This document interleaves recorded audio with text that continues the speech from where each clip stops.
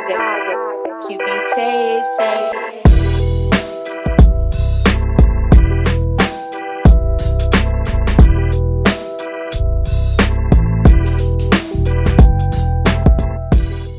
G'day, listeners, and welcome back to another very special episode of the Matter Mentality Podcast, where we talk all things training, nutrition, and psychology to maximize your performance. Today, I am joined by the muscle nerd himself. That is a title of the business, but it is applicable as an adjective to him, is a descriptor, really, and probably something as a reason why we align so much is we're pretty much the same way.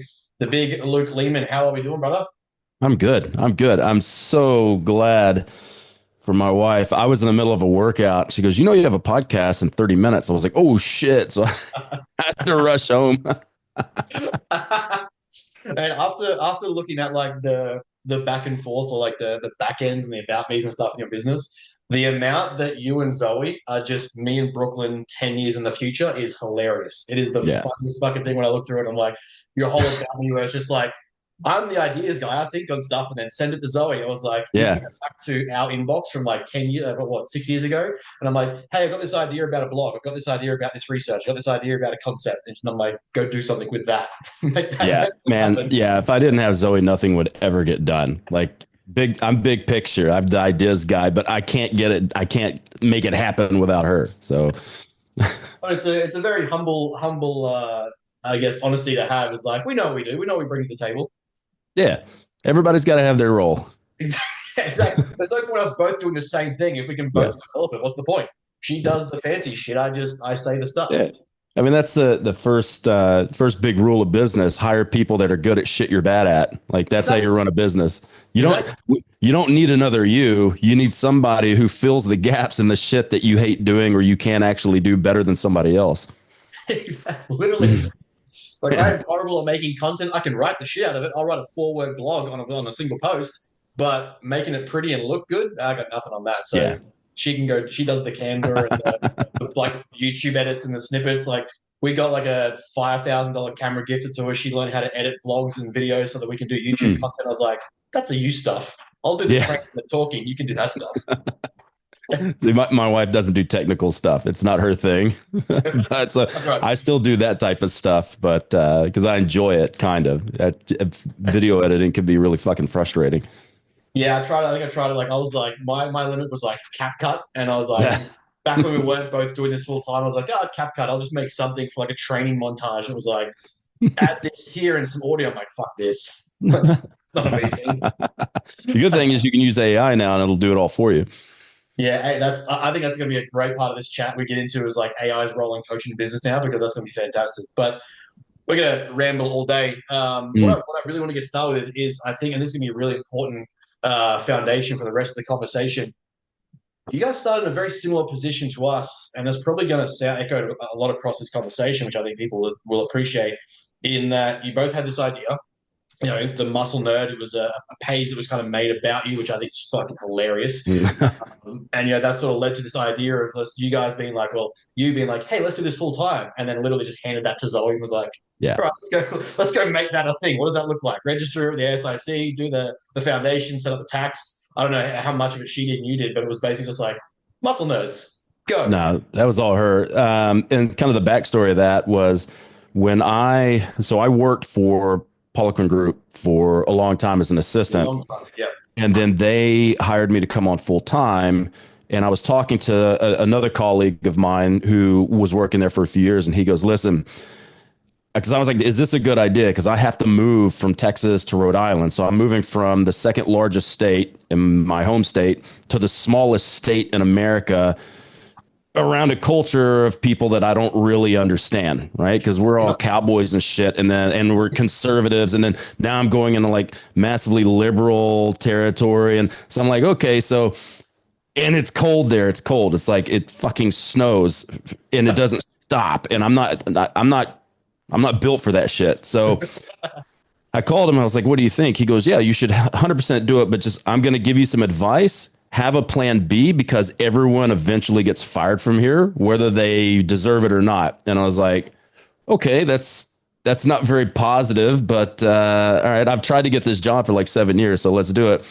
So I started muscle nurse kind of on the back end as my plan B, just in case something happened. And then when I met Zoe and I told her about this, immediately we met when I was teaching in Sydney, and we were kind of doing the long distance thing for a few months before she came over. And I said, look, I'd really like to get this started. She immediately like started registering stuff, built me a web page, like register web page, all this shit. And I'm like, oh, who is this girl? What the hell? And then when I left Polican Group, then we were like, okay, well, I guess it's now plan B. I eventually got let go for stupid reasons that I didn't find out about until almost a year later. And I was like, all right, good. He was right. We have a plan B. He got fired first. Then I got let go. And then everybody else either let go or abandoned ship. But then we had that because we didn't have any. She had quit both of her jobs and sold her car to fly to America to see me. And now we're like, great. Neither of us have a job. We don't have any money. We don't even know how we're going to get back to Australia. And then we announced that I had left, and we got inundated with people who wanted us to do seminars. So our first seminar, a guy in Kuwait said, hey, I'll pay you to come to Kuwait and teach at our private club for our 30 coaches. I was like, deal, but you have to get me from there and my girlfriend from there to Australia. And he goes, done, easy. And that's how we started. Just hearing the she built the website and started registering stuff, a gift to when I quit. No, sorry.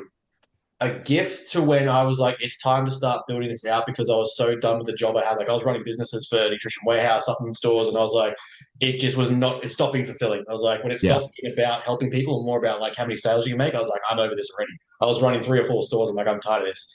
And she knew it. And I was like, in the next 3 to 4 years, I have to go. And then she became like once I decided 3 to 4 years, I was like, fuck it, why not 12 months? And then once it was 12 months, I was like, why not just now and just do it?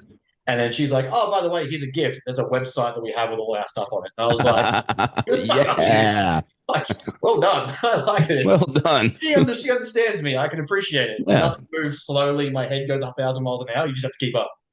Yeah, 100%.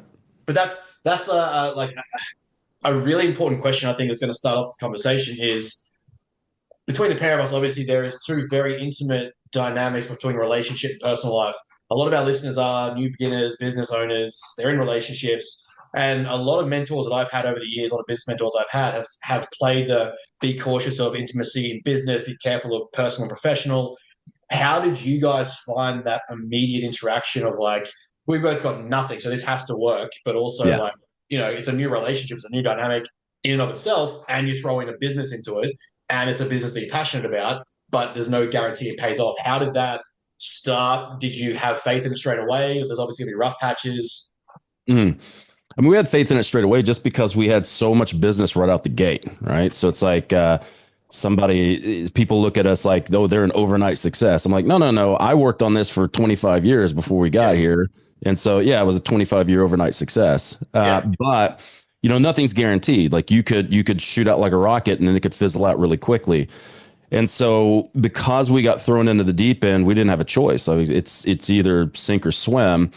So that was all good because we had the business already, like we had business coming to us already. So we had like cash options, but it was hard at first because we work very differently. Like she is incredibly organized, incredibly structured, makes a diary, follows a diary. And I'm not, because I'm one of the original ADD kids that got diagnosed when it was just now a thing. And my brain doesn't work like that. Like I'm just kind of all over the place and I have no structure and I just get shit done when I get it done. And, I'm working on too many projects at one time where she can streamline herself and I can't. So there was a period at first where she had to learn how my brain operates in order to accept that. And then in order to learn how to drive me the right direction. So I didn't like go off in the bush. Yeah.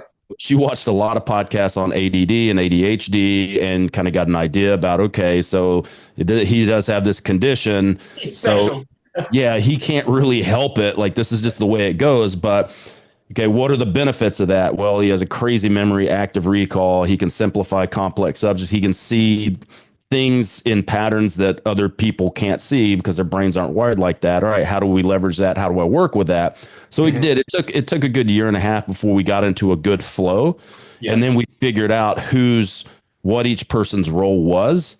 So then I would be, I'm doing this, and then I pass it off to you, right? And then she gets it done. And then if she needs something, she comes to me. You got to get this done. Okay, boom, right? So you basically look at like realistically, you guys started creating SOPs for how to handle your brain. Yeah, it's basically, yeah, we had to have it was up to her to create a structure of how we get everything out of my head and actually get it online or get it into a course, right? So I just have she knows if she nags me, nothing gets done. But if she just pushes me in the right direction a little bit and lets me do it and then schedules things for me, it gets done. Yeah.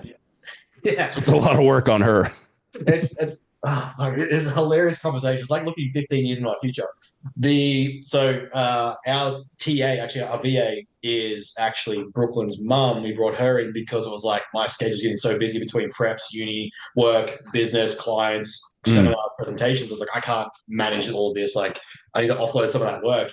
And it was literally like she sat down to teach her mum how to work with me. They were having conversations about how to figure me out. She's like, "Oh, how does Ben enjoy his calendar? Does it the color coding or like numbers? Is it numerical? Is it structured by time blocking? Blah blah." So it's like literally having to take that and put it into a structured concept that could be like, "This is how you manage that person," and it was like that made the flow of our business so much more streamlined and effective because I would just have like I think there's like 40 different blogs waiting in our like written content list that I've just done or written. And Brooklyn's just on a page, like basically she just goes through days where she's like, I'll do 10 now and then 10 later on. But like, she's always a step, like our advice was basically make sure that she's a step behind me so that my ideas and brains continually push her and she has to follow up stuff. That basically just sounds like you times 10. What's nice when I'm medicated, I'm okay. The problem is like it's fucking difficult for me to get my medication in Australia. They don't want to give it to me. So it's like I don't think the government here or the doctors understand this condition. Yeah. It's like my original GP for like 4 years was prescribing what I'd been taking since 2011 and everything was fine. Then all of a sudden they go, you can't have that. You got to go to a psychiatrist. To get to a psychiatrist takes like 9 months. Yeah. And I'm like, I don't think you understand. Like you say, I need to go to a psychiatrist. I don't think you understand in this ADD brain. I'm like, yeah, I need to go to a psychiatrist. 4 months later, I haven't even investigated this. So like we're in the process of getting her to find me a doctor and get the appointment so I'll actually go so I get medicated. But it's so much better. It's so much better when that's happening. But you know, you just got to deal with what consequences you have. Like what the dice have rolled, you just have to roll with it. So do you consider it like let's like in regards to business and what you do? I've seen people refer to it in many particular ways, but I've seen that there was an interview with Michael Phelps, and he referred to ADHD as a superpower. It allowed him to hyper focus and hyper fixate. Gets like in the areas he sucked, he didn't want to touch, but the areas where he excelled, it was like I'm going to just do this and fucking nail it and win 9 gold medals in one season of Olympics. Like, do you look at it as something similar to like that, where it's like rather than playing that victim mentality in your business, being like, oh, I can never get anything finished because I'm so distracted. It's more so leaning into what it is, which is a very handy tool for what it is useful and just kind of like excelling from that. I think what he's saying isn't not true, but there's a bad side to it as well. Right. So, and this is what I try to tell. I mean, I've got a lot of everybody in the fitness industry is getting ADD now. And I'm like, man, I don't think you guys understand. Like it's being over prescribed. You're just distracted. Yeah. Like true attention deficit disorder is not being distracted. It's true. You can get really hyper focused on one thing. The only problem is everything else in your life just goes to fucking shambles. Yeah. So like you can't get anything else done because you're only obsessing about that one thing. Mm-hmm. And then, you know, you start juggling too many balls and you can't keep track of all the balls. You can only keep track of one ball. So there are times where it's a massive benefit, but to like that one thing. But to everything else in your life, you're an absolute fucking train wreck. Yeah.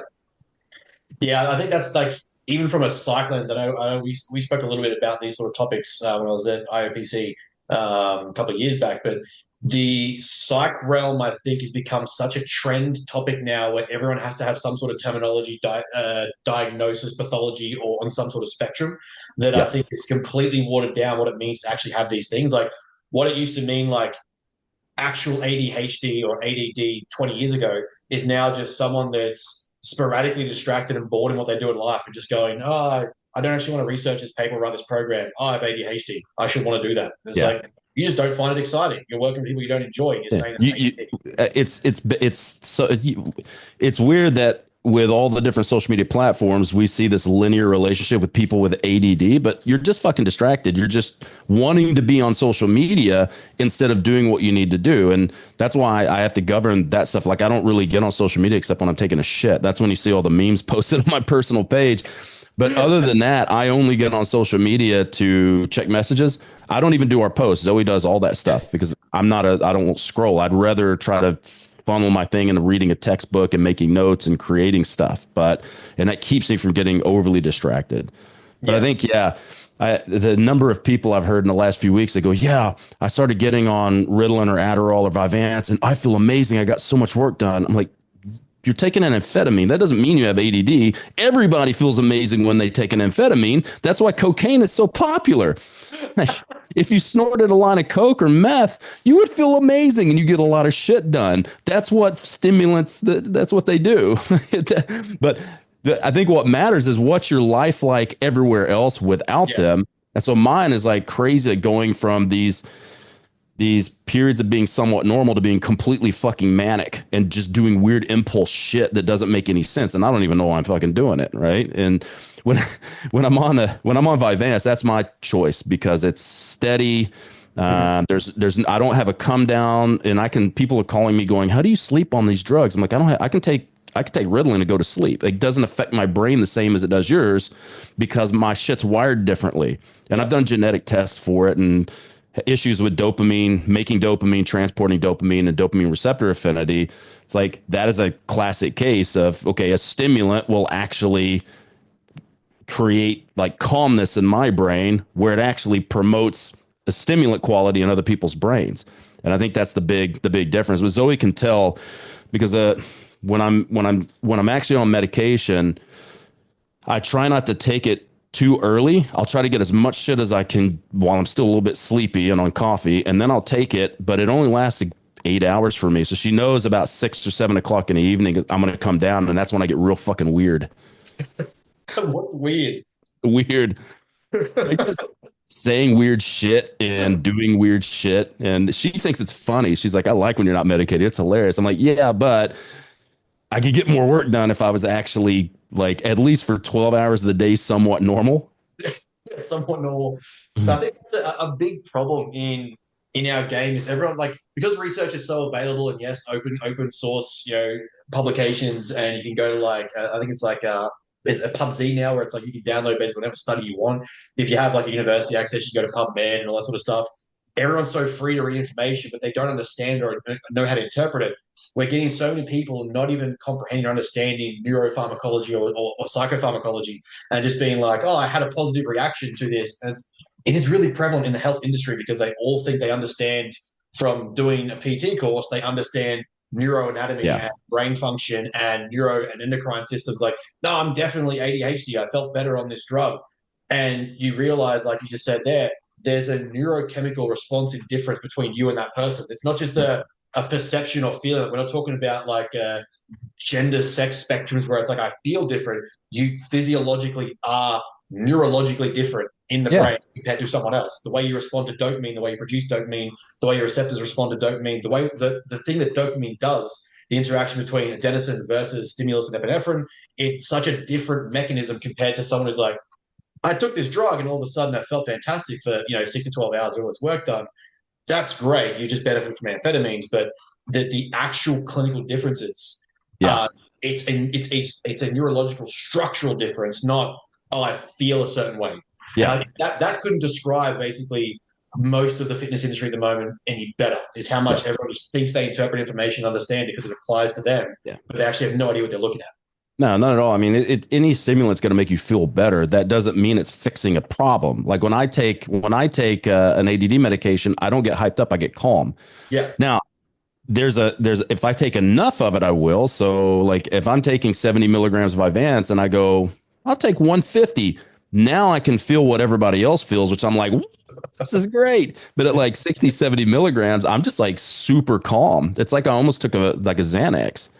But always telling these guys, I'm like, listen, have you ever done cocaine? And everybody in the fucking fitness industry's done cocaine. And they're like, I was like, did you feel better when you snorted a line of cocaine? I felt amazing. I'm like, okay, you're just taking basically a pill of that. I'm like, oh, no wonder I feel good. I'm like, yeah, no one ever says I felt bad after a bump of cocaine, except maybe Australian cocaine. Just mostly baby laxative. That's why you do a line, you have to take a shit. And the amount that I know that it's like speed mixed with ketamine mixed with something else. It's like if your cocaine's keeping you awake for 24 straight hours, it's not cocaine. You're not on cocaine. You should not be feeling this 12 hours later and being like, I can't sleep for the entire night. It's like that's not cocaine. You just took someone's meth, basically. You just took whatever they had, whatever they scraped off the floor. 1% cocaine and methamphetamine. It was hilarious when I used to work in a nutrition warehouse. This guy would rock up, this really like when you picture a rich Persian man, he's driving in a Lamborghini, rocks up in like a purple, like just absolute peacock, comes in a suit and buys 2 kilos of creatine. I'm like, oh, working out today, buddy. He's like, yes, I'm working out today. I was like, yeah, sure you are. That's what you're doing. That's the muscle growth pre-workout. But actually moving on to topics of conversation there that I really want to get into, that will be what we side rail ourselves completely at all times. One of the big things that you have become, I don't say proficient in, prolific in, basically big at pushing, is this concept that I think is really important to our listeners moving past the business chat, is the preparation for physique preparation. Now, we have a very similar concept, and it's something that I think has advanced quite well in the industry of physique coaching. And what used to be back in the day was basically take a whole bunch of drugs, build up your off season, get fat as fuck, throw out your heart rate, throw out your blood pressure, ruin every blood marker you have, and then go, well, I'm going to cut down now anyway, so who cares? And then you go straight into a comp prep for 12 to 16 weeks, take more drugs, more stimulants, take something maybe for blood pressure, try and keep it down, maybe something for liver protection because you're just running a whole bunch of orals. And that's usually your 6-month window for most people, 6 to 8 month window coming to a show and the start to the season. You finish off a massive growth block, do nothing for your health, look at no screening protocols, and then go into prep, take more drugs, completely throw your body out, and then basically come out of that wondering why your body's fucking pissing yellow and you feel like shit. You guys push or push very early, actually, if we go back to looking at things like Under the Bar podcast, so we look at Table Talk, Lead FTS, that approach that it's important to pre-prep your preparation. You guys were talking about this a fair while ago, which is fantastic because I don't think up until recently, it was a very understood concept. It's not something that a lot of coaches have really comprehended and dialed in on. How did you get to this? What led to your, when you're looking at this going, it is actually important we get someone ready. If you're going to do a physique contest, we need to pre-prep that. And inside that pre-prep, I'm going to throw a few questions at you here. Inside that pre-prep sort of phase for you guys, are you looking at like social, psychosocial, ecological, environmental, or are you just looking more like the physique pre-preparation or the body, I guess you call it? We're really looking at both. So I'll tell you, it was like maybe like about 10 years ago, 2015, I did a talk at Swiss in Canada, and the whole talk was the concept that we created called prepping the prep. Because part of the issues that we saw from the guy side, so we'll have to talk about both sides, like guys versus the girls, right? So the guys, like you said, they go into a prep and they just start throwing all this shit in, but they weren't actually ready to start their prep because their stage 2 hypertension, they got a 95 to 100 resting heart rate. You're going to throw things in that's going to fuck with your blood. It's going to fuck with your heart rate. It's going to fuck with your blood pressure. You're already in pretty bad shape physiologically. So before you do that, why don't we get you actually healthy enough to start your prep?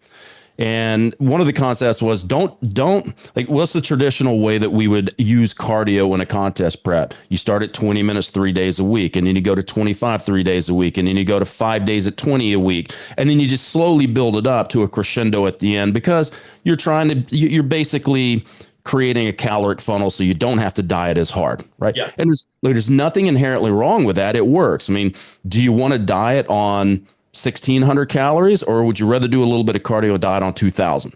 Yeah. That's the big thing. Now, I looked at it and said, you guys got this all wrong. You should be front loading your cardio and doing it for the adaptations first. So before, let's say you're going to do a 24-week prep, spend 12 weeks to start at 36, get your cardio going right then, because all of the adaptation you get from that is going to carry you through really well, because you're going to build up more mitochondria. The mitochondria is going to be burning more energy. It's going to bring your blood pressure down, bring your heart rate down. It's going to make you sleep better. It's going to help with your blood values. It's going to help with all this stuff that's going to allow you to then push yourself a little bit harder. So we look at a framework of starting off with, say, 8 to 12 weeks of just aerobic work. Like, doesn't have to be anything crazy, but do your lists or your miss, get all your values where they need to be.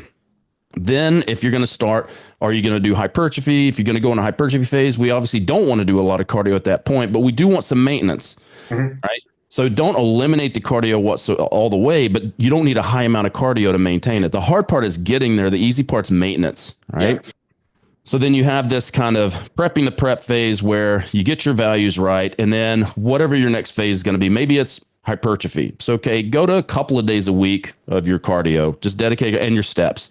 That'll maintain it. And then when you start your actual prep, then you can start low and then build that high at that point. So we go from a level of using cardio as an adaptation, then using cardio at the end to now you act as a caloric funnel.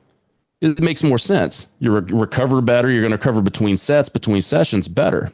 But when we started talking about this, everybody's like, you're full of shit. Cardio is going to make you weak and fat. The interference effect. I'm like, bro, the interference, if none of you motherfuckers are actually at a level where the interference effect is going to make that much of a difference. Shut down my mTOR signaling.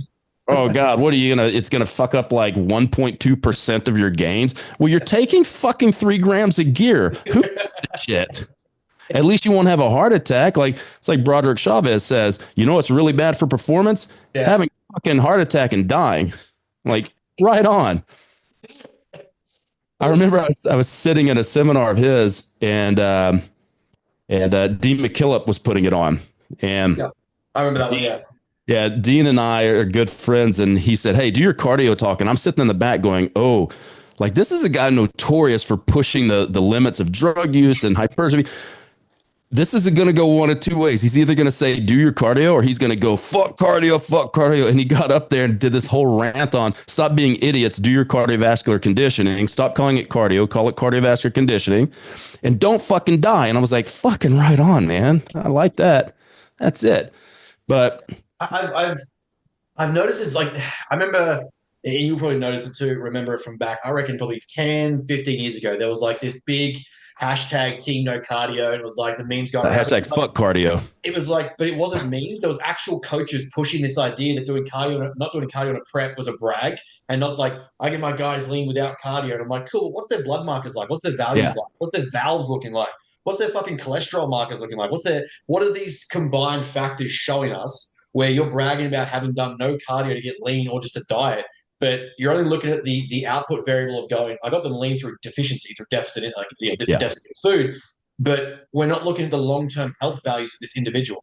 The heart functionality, you added a whole bunch of compounds that increase stress function on the heart, that decrease functionality of the valves, that block the valves, are going to increase pressure through them, and then going, yeah, but I didn't do any cardio in this prep.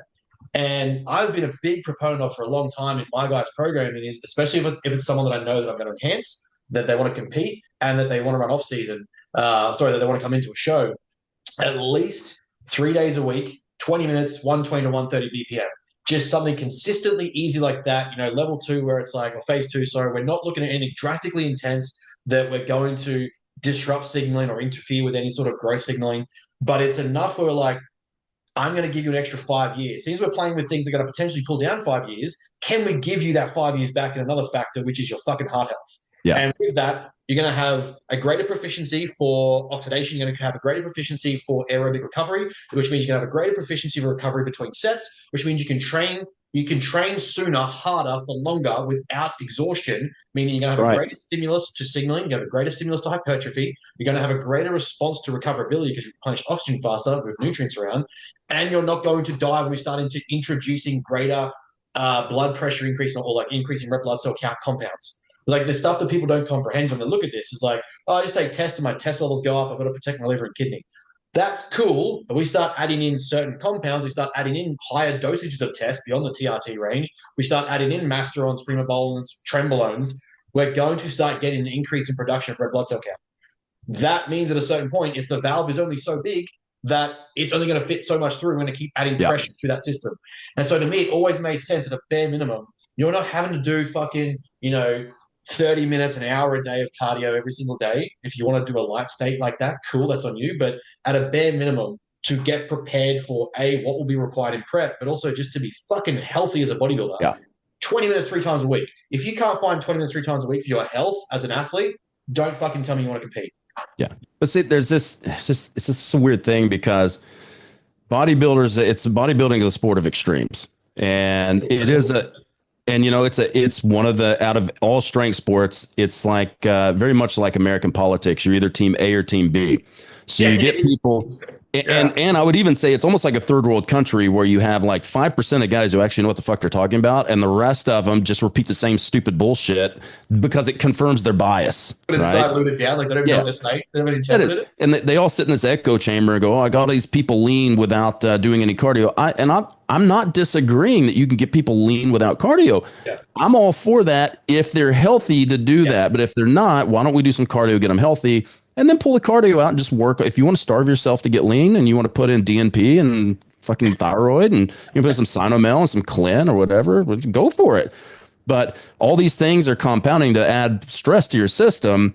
And people aren't looking at, you're only looking at acute variables of how they feel. Oh, I took that Clen was way stronger than I thought. I took way too much. Okay, you're buying underground shit. That's what happens. But they don't they think that I'll just skip a dose and I'm fine. But you don't see what's happening in your vessels. Like you don't actually see that you're creating inflammation and building up some plaque. You're not, and you're strong enough where you don't see that until it's been 20 years, and all of a sudden you start getting angina. You go in and you've got 98% blockage in your arteries. Yep. But they're not thinking about that because they're just thinking about a stupid fucking plastic trophy. And yeah, literally. And this is the exciting thing I think that's made content, as much as I despise Instagram in a lot of ways in the influencer realm, content has made some of this knowledge a little bit more applicable, where we're seeing guys like companies like Merrick Health. Like I've been fortunate enough to be able to put some content on their page, which is awesome. But we're seeing places like Merrick Health exist where we're looking at, stop letting the health go as this idea that losing health as a byproduct of bodybuilding is just fucking redundant. The idea that you can't be healthier and be a successful bodybuilder is just stupid. It's just that no one ever tried. They were so caught up in, it's like watching boxers do weight cuts. They all think the same way, that it has to be this way because my coach did it and his coach did it and his coach did it. And so it's like an ancestry level of knowledge that's just retarded. And you're basically doing these drastic dehydration, liver fucking protocols to get into to make weight. We have a same approach in bodybuilding and saying, this is okay, it's just a byproduct of being extreme. Yeah, okay, but at a certain point, you don't want calcification in your heart. You don't want calcification in your vessels. You don't want calcification in your fucking brain. You don't want plaque build up in your brain. You don't want to just get to a point where you're like, I've seen this linear progression of people where it's, the more trend they take, the more 90 NORs they start throwing in, and you start seeing like their belief in very heavy, like tinfoil hat, like conspiracy theories. And it's like, really in Australia, the ones who are like these really outspoken former bodybuilders, it's like as they've gotten older, did nothing to protect their health, you can just tell brain atrophy has occurred, or like brain calcium, like something's damaged up there for sure. And it's like this notion that let's try and reactively heal it after the fact, and then think I'll get some tests done when I finish competing, or I'll get this done once every 2 years. Yeah. And so much damage has been done already, and you go, it's too late. I'm starting my prep. Who cares? I'm going to do it anyway. It doesn't matter. We get so caught up in this I'm a tough fuck mentality, roughneck, hardcore, not realizing, like Broderick said, it's not hardcore, dropping dead doing a trophy. Yeah. It is hardcore, doing the stuff you don't want to do. Like everyone's all in on bodybuilding until it's doing the stuff they don't want to do, which is taking care of blood work, looking at their blood markers, looking at their heart values, looking at their blood pressure, doing their insulin, their fasted blood glucose testing. You're not doing those things, but you're all in on bodybuilding, and you're going to do whatever it takes to win. Well, winning might be a 5-10 year journey, but you're going to die before then. The thing is, that's what I've noticed living here. It is very much an Australian mentality to try to be the toughest person, do the most amount of shit, and try to get away with it. And I remember I was at a friend's gym here in Brisbane, powerlifting gym, and one of the guys came. He drives up in his SUV, gets out. By the time he walked from the car into the gym, which wasn't a far walk, his head was already purple, and he Yes. had a nosebleed. And I'm like, bro, what are you on? He was on 1,000 milligrams of trinacetate. I'm like, Oh, fuck. why? And I was like, and I have a theory. Actually have a theory about this is that because everybody's getting underground shit, that they were so used to taking underdosed tren or underdosed gear that they kept pumping the doses up until it worked. But now underground stuff's actually getting pretty good. So it's like now they actually have real trend, but they're actually taking a gram where they may have been taking 300 milligrams before, and they didn't think to lower the dosage when their blood pressure got to 180 over 100 and they started getting nosebleeds when they fart. Like, the drug stuff really, it baffles me because I've never been a heavy drug guy. Like whenever I've pushed the limits a couple of times when I was in my early 20s just to see what it would do.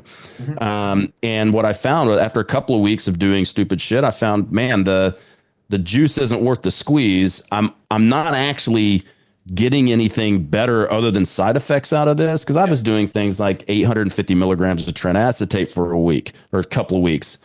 And it was making me emotional and it was making me psychopathic.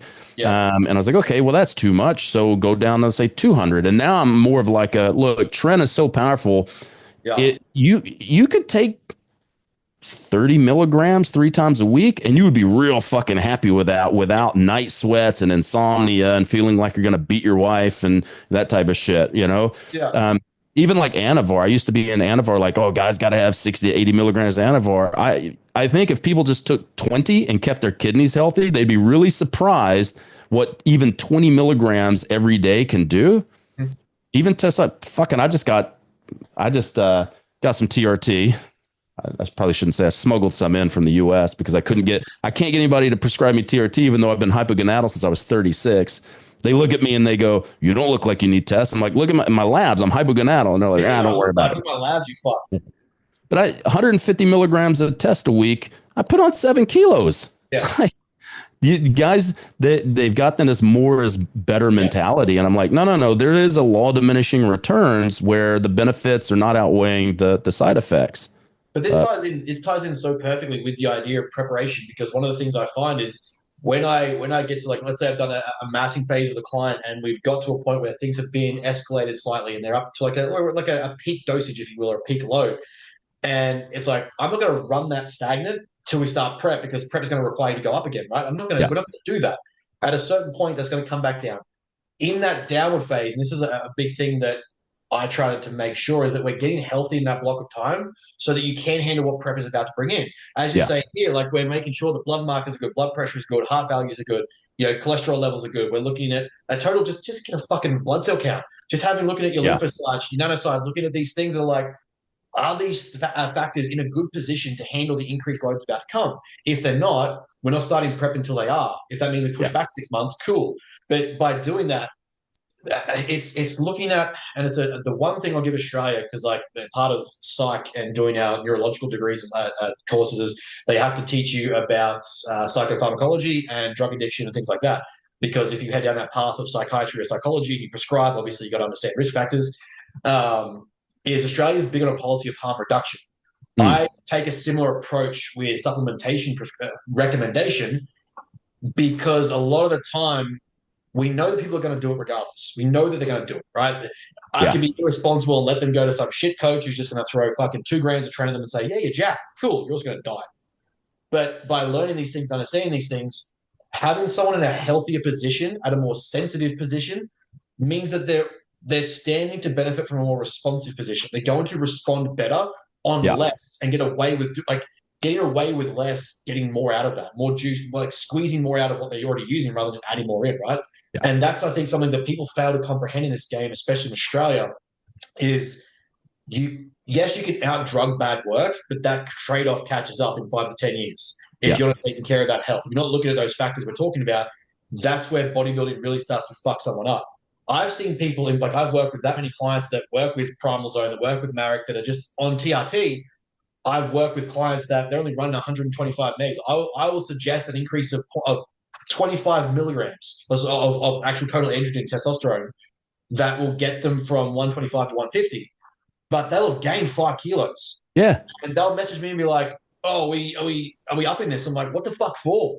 You are Yeah. getting every possible positive beneficial response out of doing such little amounts. Why would you want to risk your health?" Like, it doesn't make sense. But we end up in this rabbit hole in Australia where it's like, but I've got to do more because this guy said to up it, and this guy's doing 3 grams. I'm like, cool, he's a 130 kilo pro bodybuilder. Yeah. And he's a very smart coach in his childhood. His adaptation responses, the threshold's so high, he has to run that. We want to avoid that. Mm. Yeah, there's always a ceiling. There's a ceiling with everything. There's a ceiling where more is not necessarily going to get you anywhere. It may give you a little bit, like you add a little bit more, maybe it gives you another 3 or 4% benefit, but it gives you 35% more side effects. Like that is not a good. If you looked at that like investing, that would be you'd be like, I'm going to buy penny stocks because it may actually explode. But like, you're probably just going to lose all your fucking money. Like you would never, no one would ever do that, but they do that with drugs. And I think a lot of the case too, they start chasing the dragon. Yeah. They add some more and they go, I don't think it's working anymore. It doesn't feel the same. So they add more and they get that next boost and they're like, okay, then it stops working. And it's like a lot of the guys, I don't train a lot of people on gear. I've got a handful of guys on TRT.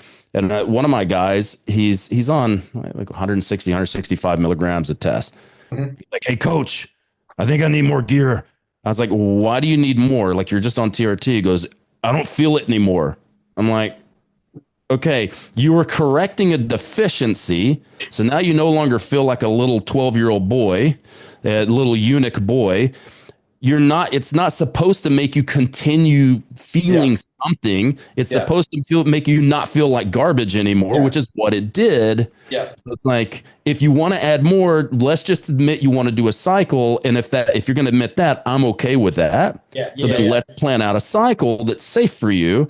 But do you want to do TRT or cycle? No, I just want to do TRT. I'm like, okay, you don't need any more. Your fucking labs are looking fantastic. Why would we add more to this? That's retarded. See, I think there's a two-pronged problem here that I see with guys that start with me. They're on TRT from a clinic, and usually they're working with like Dave Lee, they're working with Primal Zone, they're working with Marek. They already have their prescriber, which is fantastic because it means they get quality controlled, lab-supported pharmacology, which is fantastic. A lot of the time I find is when they start, they don't have the foundational principles or the building blocks in place, which I praise to Primal when I first started. I was like, I'm not going to take anyone that's just already like hoping to throw gear at the wall and see what sticks. The premise is, I think a lot of them don't have the foundations of training in place, lifestyle factors in place, nutrition in place, sleep hygiene, like liver, understanding antioxidation, nutrient diversity, like having fruit, having vegetables, sunlight exposure, these fundamental needs. Like if you look at Maslow's hierarchy, they're a fundamental need basically for more than just existence, but to actually thrive as a human. They're fundamental needs for you to actually do more than just survive. I fucking hate be like, oh, let's just survive the year. No, try to thrive. Aim to thrive by doing these things. A lot of the time they start these TRT doses and they feel such a strong benefit because their life is so in shambles that it's like, this is the one positive. It also tells me how low the general health is, that you're at such a deficient level to return to baseline, you suddenly think like you need more. Like you don't understand that that's how you're supposed to feel every day. You've realized that you've gone from -5 to +5. You feel net neutral, but you're it was so bad that you're now looking at this as like I need to get another +5. It's like, no, we've brought you back to normal. You're inside, like, this is what you should have feel every day for the last 25 years, but you haven't because you're fat, you're overweight, you're lazy, you haven't started, taking care of your health. So there's these pronged approaches that I find that those are some of the reasons I see these guys go, oh, I need to add more. Is like they're trying to outdrug their lack of training, intensity, or proficiency. They're trying to outdrug their nutritional literacy. And not saying that's your guy here, but more so that feeling he's probably felt was like, oh, I feel like an actual male. Like I feel like a fucking man right now. I want to keep that going. Well, let's put like those things in place and you will feel that. Yeah. I can't remember. I was doing a talk, I think. I can't remember where it was, but I was talking about, it might have been at Silverback, where I said, look, I personally think that it should be required for you to hit a certain number of training sessions, that you should be working on your diet and have a food log before you can continue on with testosterone. So it's like, because these guys think that they're going to take tests and that's the one thing that's going to fix their entire fucking life. And I'm like, bro, the test is basically just filling a gap in because you're not taking care of this other shit. If you took care of this other shit, your testosterone may not be, but may actually get to a decent amount. So what we need to do is, like, if you're going to take the testosterone within the next 3 months, you have to be working on a lifestyle overhaul. You have to be prioritizing sleep, sunlight, food, hydration, training, relationships, trauma. And if you're not willing to work on that stuff, cut off their fucking testosterone. Because all it's going to do is amplify toxic shit that's already in their body. The so-called roid rage that people talk about. That's all the gear is doing is just amplifying something that's already there because somebody's got a fucking mommy daddy issue that they can't get over and they refuse to go to a counselor. I have an analogy I use for this, I think you'll fucking appreciate, is I have referred to on Content for Marek on my own page, literally wrote blogs on it, is at TRT, like we're talking inside just above physiological doses, but getting someone to a normal level in their blood panels. Like when we're looking at free total tests, it just moves them into that normal or higher end of the upper echelon of normal range in Australia, we call it. Is TRT is literally just a super soldier serum. And just like in Captain America, Red Skull tried to fake it and tried to use it, and it made him Red Skull. He was already a bad person. It just superfied what he already was internally. And like you watch, like at the very core of the movie, the reason why Steve Rogers is selected is the scientist says it's not about his bravery. Sorry, it's not about his roughneckness, hardcoreness. It's not about how tough how bravado he is and big and jacked. He is inherently a good person, and this will make him a continuously even better good person. Yeah, he learns to fight, he's super strong and super enhanced, that sort of stuff. But as the drug did, it enhanced his characteristics. As it did with Red Skull, enhanced his characteristics. At the base of it, outside of adding 19 Nors, outside of adding, looking at Masterons and looking at Deckers and Prima Bolins, whatever else, just test, that is essentially what it is doing. So if you at your core are a shit person who refuses to work on that, that's not going to fix your life. It's going to make you a more shit person. Yeah. You could, if you want, like, summarize that. That's fucking good. I like that. I'm gonna steal that. I'll give you credit though. You could say basically that test is a personality and character amplifier. Yes. So if you have poor character, it's gonna make you a shit cunt. Yep, it is. Americans are gonna. The funny part is our audience is like such a novel mix of 50-50 America Australia. They're gonna hate hearing that word. The amount I cop shit over there because I've said it a few times. I didn't realize how powerful the C word is in America versus here. I'm like, it can be an adjective, it can be a descriptor, it can be an insult, it can be a positive. It's a fantastic word. And the thing is, like, that's the thing I like living over here is that no one gets offended at shit you say. Like they just laugh or they just ignore it. Like no one gets outraged because you said a word that that evokes some type of feeling in them, and that speaks more about them than the word.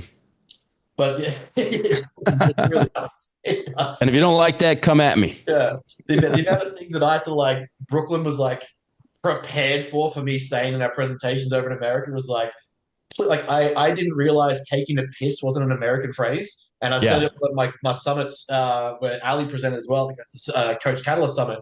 And I was up there and I was like trying to give this example of people sinking piss and taking the piss and drinking. They thought I meant someone literally pissing. Yeah, taking an actual piss. And I'm like, I read the room and I'm like, that didn't land at all. I'm like, you guys know what. And I just look at this room stunned. I'm like, so I'm going to have to teach you some Australian slang real quick. This is what that means. They're just like, oh, now it's funny. I was like, fuck, that did not land at all. Well, I've gotten so conditioning to saying the C word that just kind of falls out. And I don't think about it because over here it's not a big deal. It's not. I was in Austin at one of our seminars, and I think I dropped like 4 C-bombs in a row. And it was just silence, and they were staring with their mouths open. I was like, yeah, I really blew their mind with that one. And I'm like, wait a minute. Oh, bitch. Those aren't good looks. I'm like, what? They're like, that word. I'm like, which one? The C word with the 4 letters. And I went, oh, you guys are still uptight about that? Fuck it. Get over yourselves. We haven't moved past this yet. Oh fuck! But it is a very good point when looking at health factors. Like, and this is where even pre-preparation again, like Ali's protocol is GPP for TRT. It's such. I think again, bodybuilders are at such extreme of this that it should also be an extreme of that preparation. Yeah. If you're not prepared to take the drug, then don't compete. I often, a lot of the times, if someone hasn't already come to me enhanced, I will put them through natural federations. Firstly, not to get them, not just to get them lean and that sort of thing, but to see if they're prepared to like the lifestyle of bodybuilding before they take drugs. Yeah. Because if you don't like bodybuilding inherently in and of itself, and you don't like what it requires, then drugs aren't going to change that. You're trying to cheat your way through that process. You think more drugs will make it an easier system, but the reality is the thing that I've found is the more drugs you take, the drugs that you use, the things that the compounds we introduce, the harder you have to train because your body has such adaptability to it to get the signals that we want, to get the recoverability, but also the sensation, like to your ability to train fucking hard on subs. You will now realize you can train so much harder that you're probably training like a bitch beforehand. So if you think it's going to be easier because you're taking gear, it's going to expose you. So to me, I use almost like a natural stepping stone. Like if you get through 1 or 2 natural seasons, like, hey, that is not it for me. I'm like, cool. We're not even going to touch non-androgenic injectables, non-androgenic compounds. Like everyone's first thought of PEDs is like straight to test and huge doses of Masteron. But a lot of the guys, a lot of the girls, I'll look at and go, injectable L-carnitine. Let's see if you can even earn, like, if you can even use that. Let's see if you're comfortable with injections. We're going to look at some oral compounds, clenbuterol. We're going to look at some things that might be beneficial to you that are non-androgenic, that still have a good muscle potentiating response, which can preserve some tissue. A small diet, microdose of Clen. If you can't diet first and handle cardio first, I'm not giving you Clen. That's just you trying to soften your way out of protocol. So if you can get stage lean first, earn it, prepare for what's going to come, then I've got your back and I will guide you through fucking your 5-10 year IPB career. But if you're someone who gets to the natural level first and like, hey, this fucking sucks. I did not enjoy this. The lifestyle is great, but I want to learn back from that. I want to ease back from that. Fantastic. Let's just get you to 8 weeks out lean. Let's get you to 10 weeks out lean and be happy with that.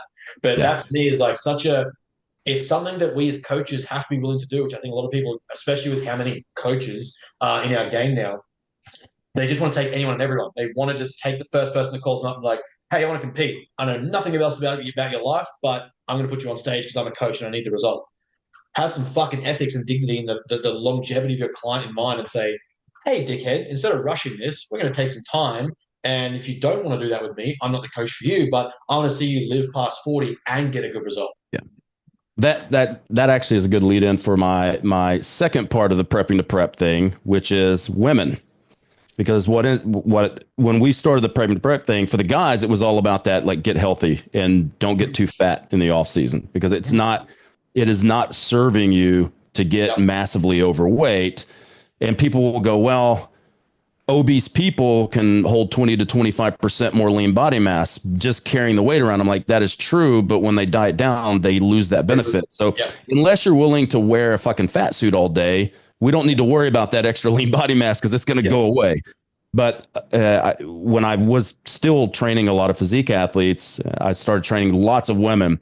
And this is when, God, this has got to be close to 2 decades ago, where you had like female physique, bikini was kind of like a new thing, and you had more girls that wanted to. They'd go to a show to see their friend compete, and they go, oh, that looks like fun. I'd like to compete. And they'd come to me and they'd be like 36% body fat. And they go, hey, I found this show in 12 weeks that's here in town. I want to do that. And I'm like, honey, you've never trained. You have no muscle. Like, you have no fitness, no muscle. Like, or you're going to look like a coat hanger when you get on stage. Like, you don't even have a frame for this category. We have to build that. And you're probably 18 to 24 months in even considering this. And they're like, oh, well, you know, Jojo down the street said he could get me on stage in 12 weeks. I go, well, you don't even need him to get on stage because there's no prerequisite. All you need to do is pay for it, get on stage and go embarrass yourself. So if you want to, go to him, he'll fuck you up, and then come back to me and I'll fix everything, but I'll charge you twice as much. And I'm like, okay, I think I'd rather take 36 to 48 months to do this. So that was kind of like, look, you're not even ready to start a contest prep. Like, you have to get ready for that. Right. And that's what I see with the women's side, is sometimes they are delusional about how lean they think they are, because most trainers don't, unless you've been Dick Skin Lean, most coaches don't even know what true body fat percentage looks like. They'll put them on a BIA or something and they'll say, oh, you're 17%. And I look at them like, she's 32%, bro. Like, she's not even close to being teens, right? Or, guys will say, they'll post a picture of themselves online, I'm 7%. I'm like, bro, you're like 19. Like, fuck. 7% in your dick, maybe. You're not even close. But yeah, but like getting people even not just like physically in shape from the metrics, but actually like physically in shape for like your body fat level and your level of muscle mass and having muscle in the right places. You need to have that fixed. Like I normally won't put somebody in a contest prep like a guy until he's got to be at least 12, 13% before we even barely think about it. If you're 24% as a guy, like you're a long way from doing a show. Yeah, you're a long way. And understand those ratios, those rates of loss, the diminishing returns, how slow it, like how much it slows down, system damage, like metabolic adaptation. Like, let's say you start at 24% and you're doing maybe a 24 to like your coach isn't even smart enough to go a 24-week prep makes sense. You might do 20 weeks. You're looking at a 1.2% rate of loss per week, every week up to show. Yeah. And hoping that none of that's tissue, your body doesn't slow down and you can continue that rate of loss. Everything indicates that it slows down. The leaner you get, the closer the stage you get, and the more exhausted you become. And the string starts to shorten. You run out of the length of string of options or tools that you have. So and I completely agree. I think it's got worse now, to be honest. I think too many coaches have allowed the idea that body positivity and we're all equal and anyone should be able to get on stage has led to anyone get on stage in any position. It used to be that like physique competition was this echelon of elite extremity. Like they were on magazines and the local show still had a caliber of people that was like, holy fuck, I could never do that.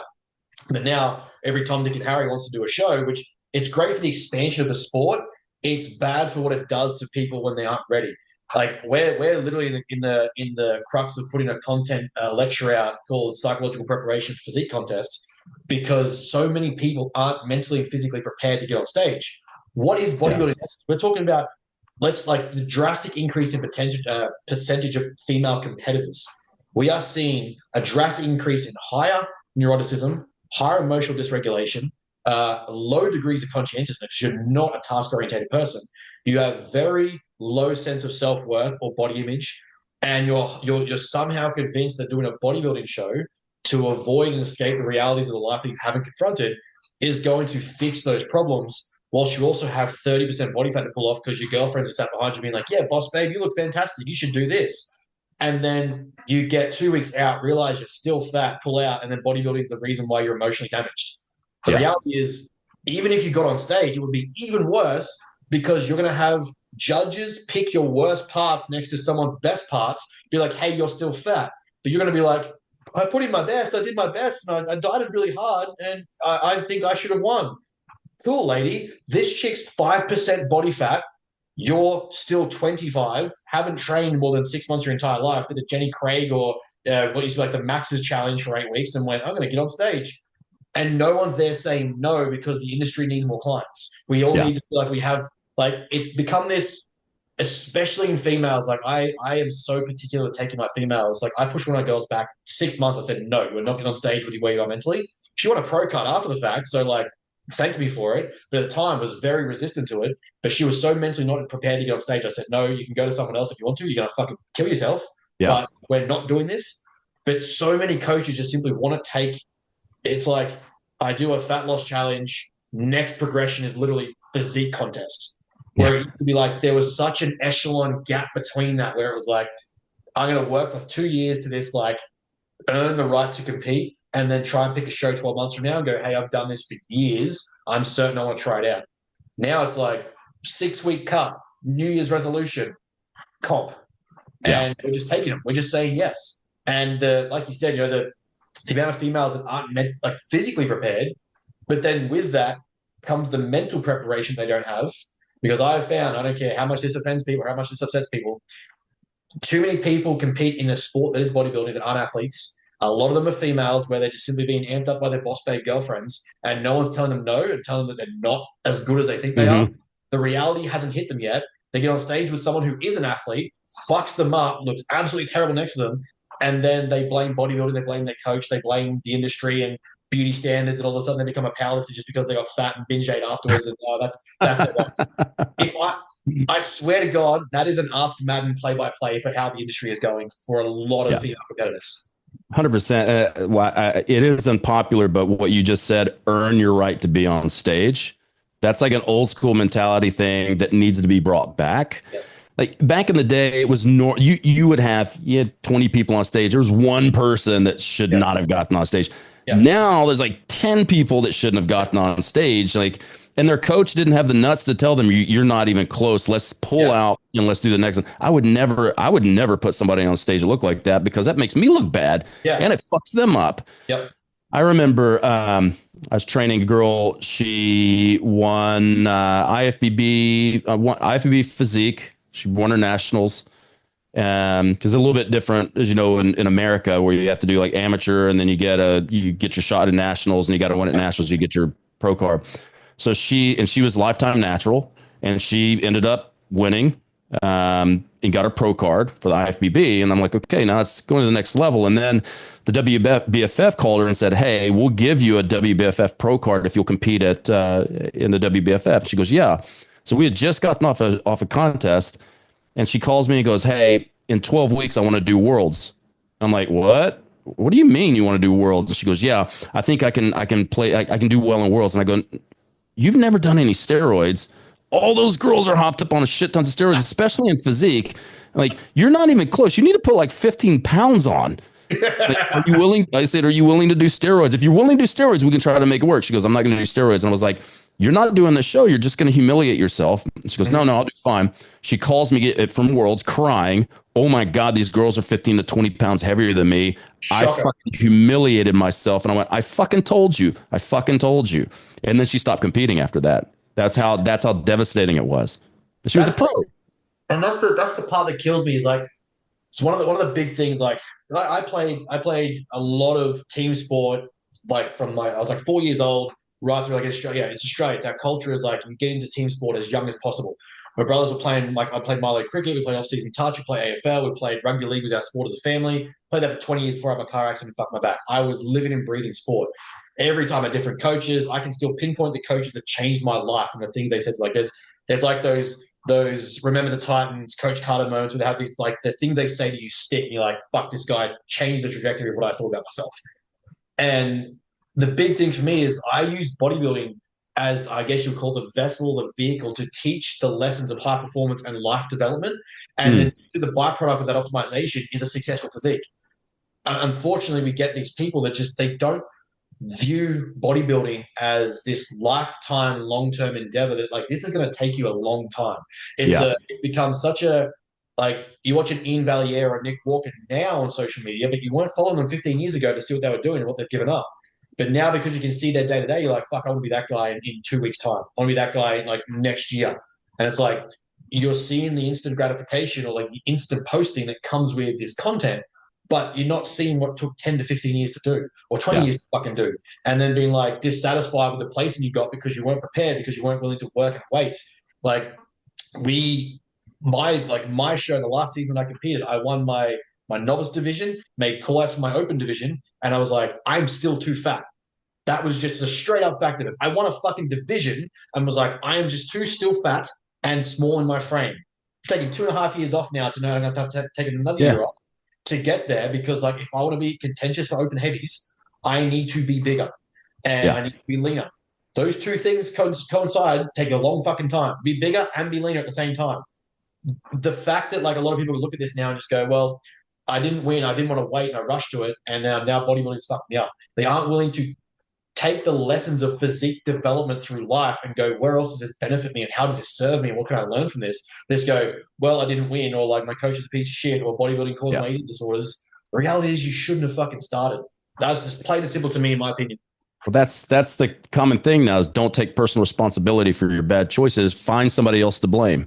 I think a lot of people get coaches just so they can blame the coach because they're a shithead and they didn't do what they need to do. And it's not like out of every sport I've ever competed in, physically bodybuilding has been the easiest. Yeah. It isn't fucking rocket science. Yeah. You add load to a muscle, do the volume, rest, eat enough protein, and you're going to get big and strong. It's not fucking rocket science. Yeah. The hard part, though, that I think a lot of people getting into the sport don't understand is the mental and psychological aspect, because they don't seem to understand, like, if going from, say, like 30% body fat to 22%, 24% for women, that's not that difficult. Yeah. Beginning from 22 to 15 is a completely different animal, and going from 15 to 11 is so astronomically difficult. People don't think. They think, well, I spent 12 weeks and I lost like 5-6 kilos. And I'm like, yeah, but that's not going to happen the leaner you get. Yeah. And you can try to rush it, but then you're going to get on stage and you're going to be stringy and you're not going to be full and you're going to look like shit. Like, you're going to have to slow this down. So they don't understand that, like, the time that you have is, you need a lot more time than you think you need. Yep. Right. And it's going to get mentally difficult, because honestly, like, going to the gym and training hard enough is not that difficult. Right. Dealing with DOMs, not that difficult. Being 100% on point with your fucking nutrition when it's time, when you need precision and accuracy and every gram counts, that's real fucking hard. Telling yourself no when you're really fucking hungry, that's really fucking hard. Going to bed hungry, waking up hungry, and just being hungry all the fucking time. Like, during this cut, there was a point I was doing some pretty extreme shit. I was sending food shit to Zoe, and she was like, "You're really feeling it now." I'm like, "Yeah." And I'm just sending her recipes. I'm looking through recipe books. I'm not masturbating to Pornhub anymore. I'm masturbating to Betty Crocker. Like, I'm like, I can't wait to eat this cake. Oh, it's going to be so good. Oh God. And like, people that said, you're going to feel like that for months. Yeah. And then it's fucking true though. It's something that I've propositioned, proposed a lot now, is the getting stage lean, genuinely in stage competitive condition is a skill. Dieting in of itself, to be genuinely adherent and consistent, is a skill. And a lot of people, like, training proficiency is a skill. Knowing how to train close enough to failure, knowing how to take your sets to full proximity, and knowing how to stick to your food and be consistent in training nutrition. Those are skills, and usually a lot more of it is mental than it is physiological. Like, a lot of the time we have these, like, it's one of the things that when I take someone long term is I gradually I expose them to different levels of proximities of extremes so they understand the differences, right? Like you said to me, going from, like, for a guy getting to 10%, that's pretty lean for the average person. We're looking like you're healthy at 10%. To go to 5%, that's fucking hard. To get that last 2% off your body fucking sucks. Fucking takes forever. Final 8 weeks of your prep to get that 2% off. But people will think, like, oh, I got the 10, that's, like, I did that, that's fine. And I'm like, yeah, that's well and good. But that final 5% that really needs to come off your category, that's the rest of the prep. That's the actual game. Yeah. Now you're actually playing ball. What you're doing, that was the first half, and it took you the first half just to get 10% off. It's going to take you the rest of the game to get that 2% off. And that's without variables of fucking up. And that's where I'm like, if I get someone long enough, like, we've been marketing heavily, like, to start with me, I want 18 months minimum before you want to compete. If you're, like, sure, absolutely certain you want to compete, not just expose yourself to it, I want at least 18 months, because realistically, I'm going to have to take you through a surplus phase where you're comfortable being soft and know that you can handle large amounts of food without getting too fat, and then actually have a decent metabolic rate and a decent turnover of calories before you start a prep. And then I'm going to know that you can handle being hungry, because I'm going to take you to somewhat of a deficit, maybe only 20 or 30%. But if you're going to struggle at 30% deficit, fuck, I've got guys that will do the first 6 to 8 weeks at a 40% deficit to get ahead of it. And we'll just do a tidy up phase where, like, you're in a 40% reduction in food and they struggle. So if you can't even handle a 20 or 30% deficit, we're not starting a fucking prep. You'll break in the first 2 months. Why the fuck would we do that when, it's better to have you prepared, exposed over time, right? It's no different to any sort of skill development. You scaffold the skill acquisition.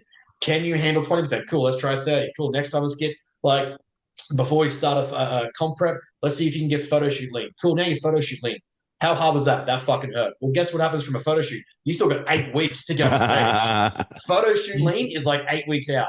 I see all these boss babes do, like, a photo shoot and they look 20 weeks out from stage, being like, I look great. And it's like, you are so far from stage ready. That's not even close to what it's going to take to get on stage. But that exposure, I can then say confidently, okay, you have the fundamental skills. You are just as much now mentally prepared as you are physically prepared. And we can probably get you on stage with minimal margin of error. Give me one second. I've got to pee real quick. Okay. Oh, is that? Oh. Sweet. Right. Right. Had to clear the bladders. It's Pair of us, we're going to ramble a lot of shit. it's funny too. Like there's so many things that people don't actually talk about that you're going to experience when you're that lean. Your joints are going to hurt. Yes. Sitting hurts. Like, you know, if you don't have a padded seat, like I go buy one of those old person donuts, inflatable donuts, because when you're like that lean, your tailbone is going to be fucking mangled on every hard surface you sit on. Like standing up, walking around, you're going to be tired all the time. Like people really need to be more. If you want to compete and win, you just have to understand that you're going to go through some really uncomfortable things. And you were talking earlier about like, you know, bodybuilding and health. Like there's nothing healthy about any competition, especially at the highest levels.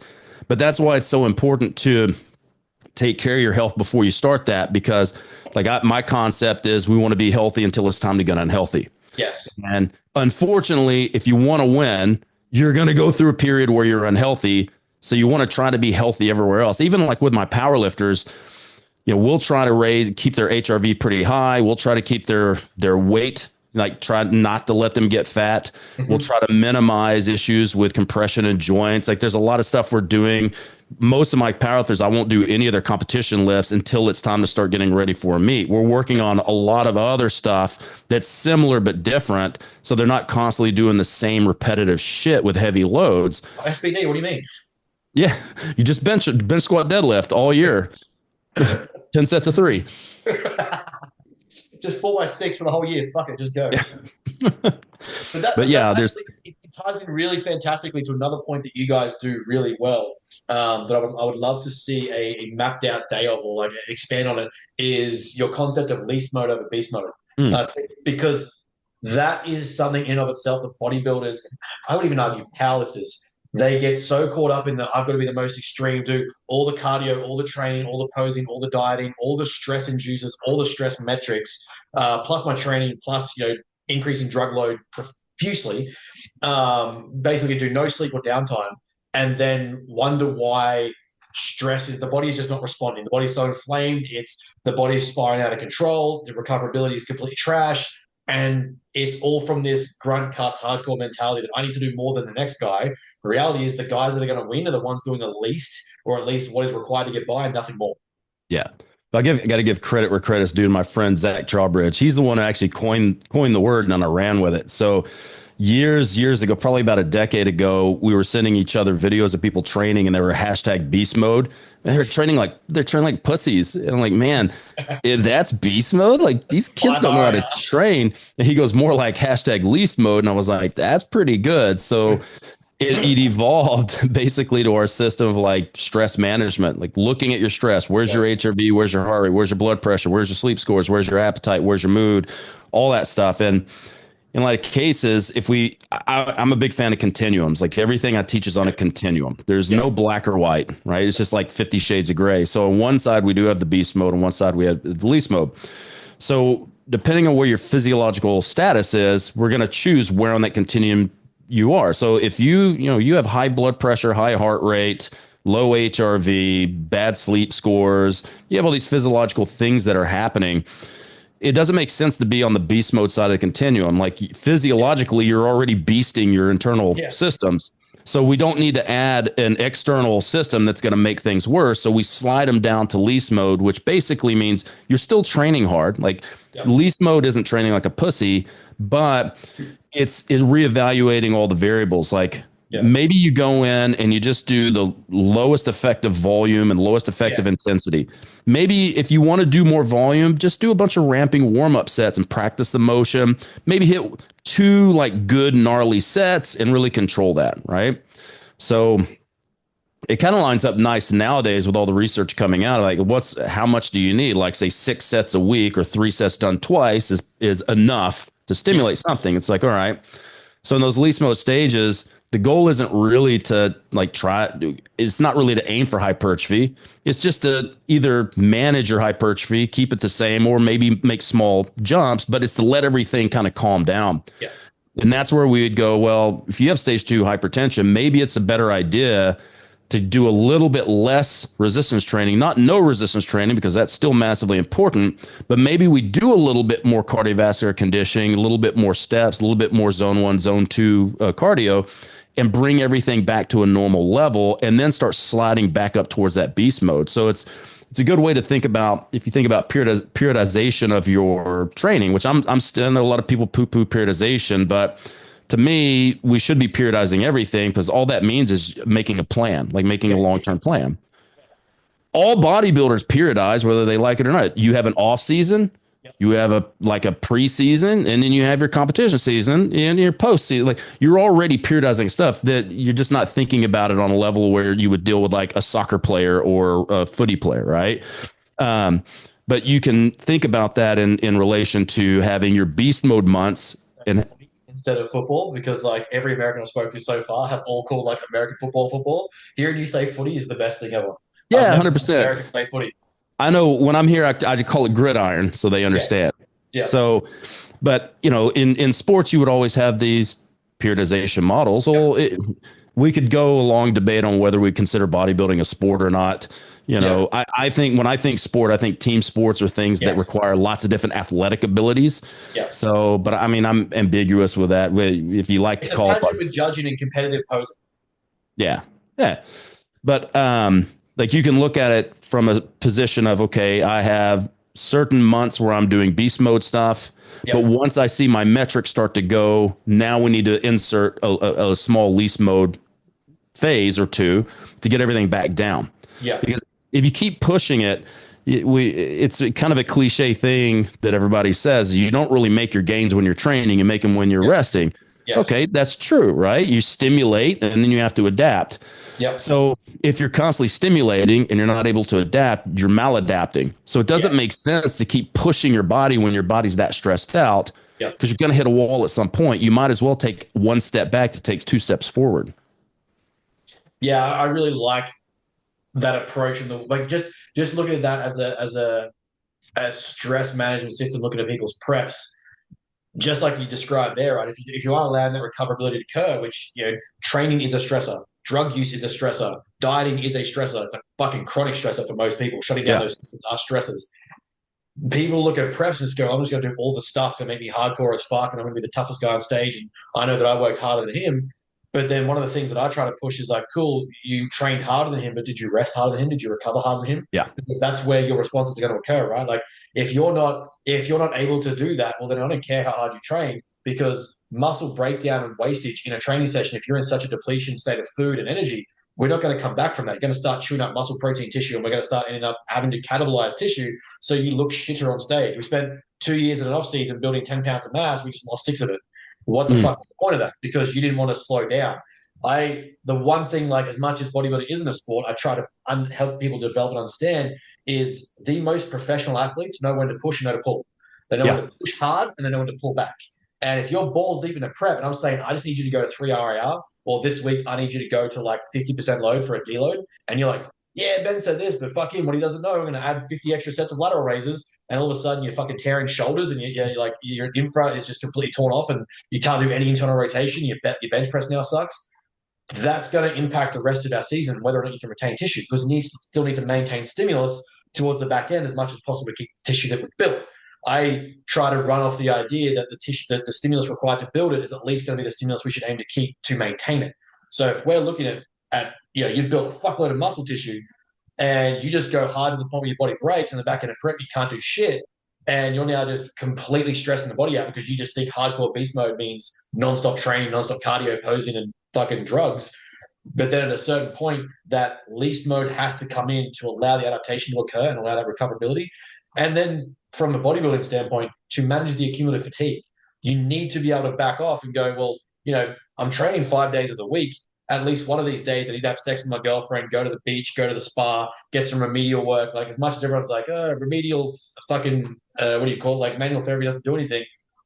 If I perceive it as I'm feeling relaxed and someone's loosening up my body, that touch point is going to allow me to reduce fatigue. So I don't give a fuck. I'm going to use that placebo and that bias to go, yep, that helps me out in my prep. I feel a little bit better after every session. Cool. So we're going to do that. But you have to have those moments in your preps. Otherwise, it's just continual beast mode, and everyone knows, fuck all about cars. I know if you redline a car for 6 straight months, guess what it's going to do? Blow up. Yeah. 100%. If you have a manual car, which I know a lot of people don't even know how to drive a stick shift anymore, but if you put it in first gear and you punch the gas pedal all the way down and then you don't shift the second, the engine's going to blow. Something's going to snap.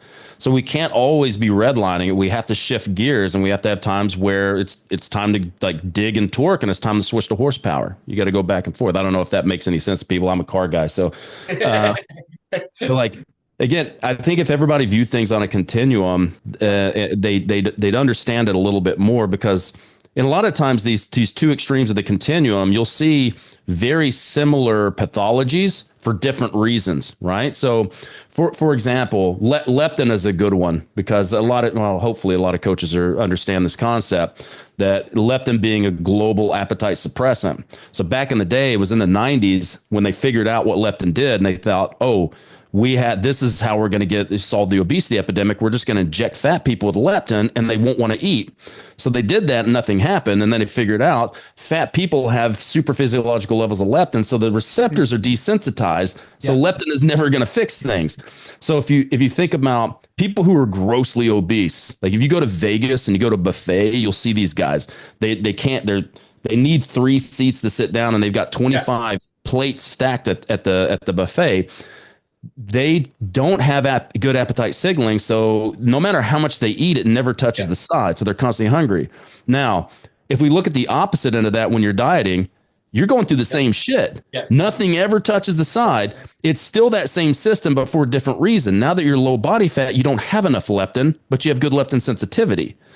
On the fat person side, you got plenty of leptin, but no leptin sensitivity. So you're hungry and a hostage at both extremes through the same system for 2 different reasons.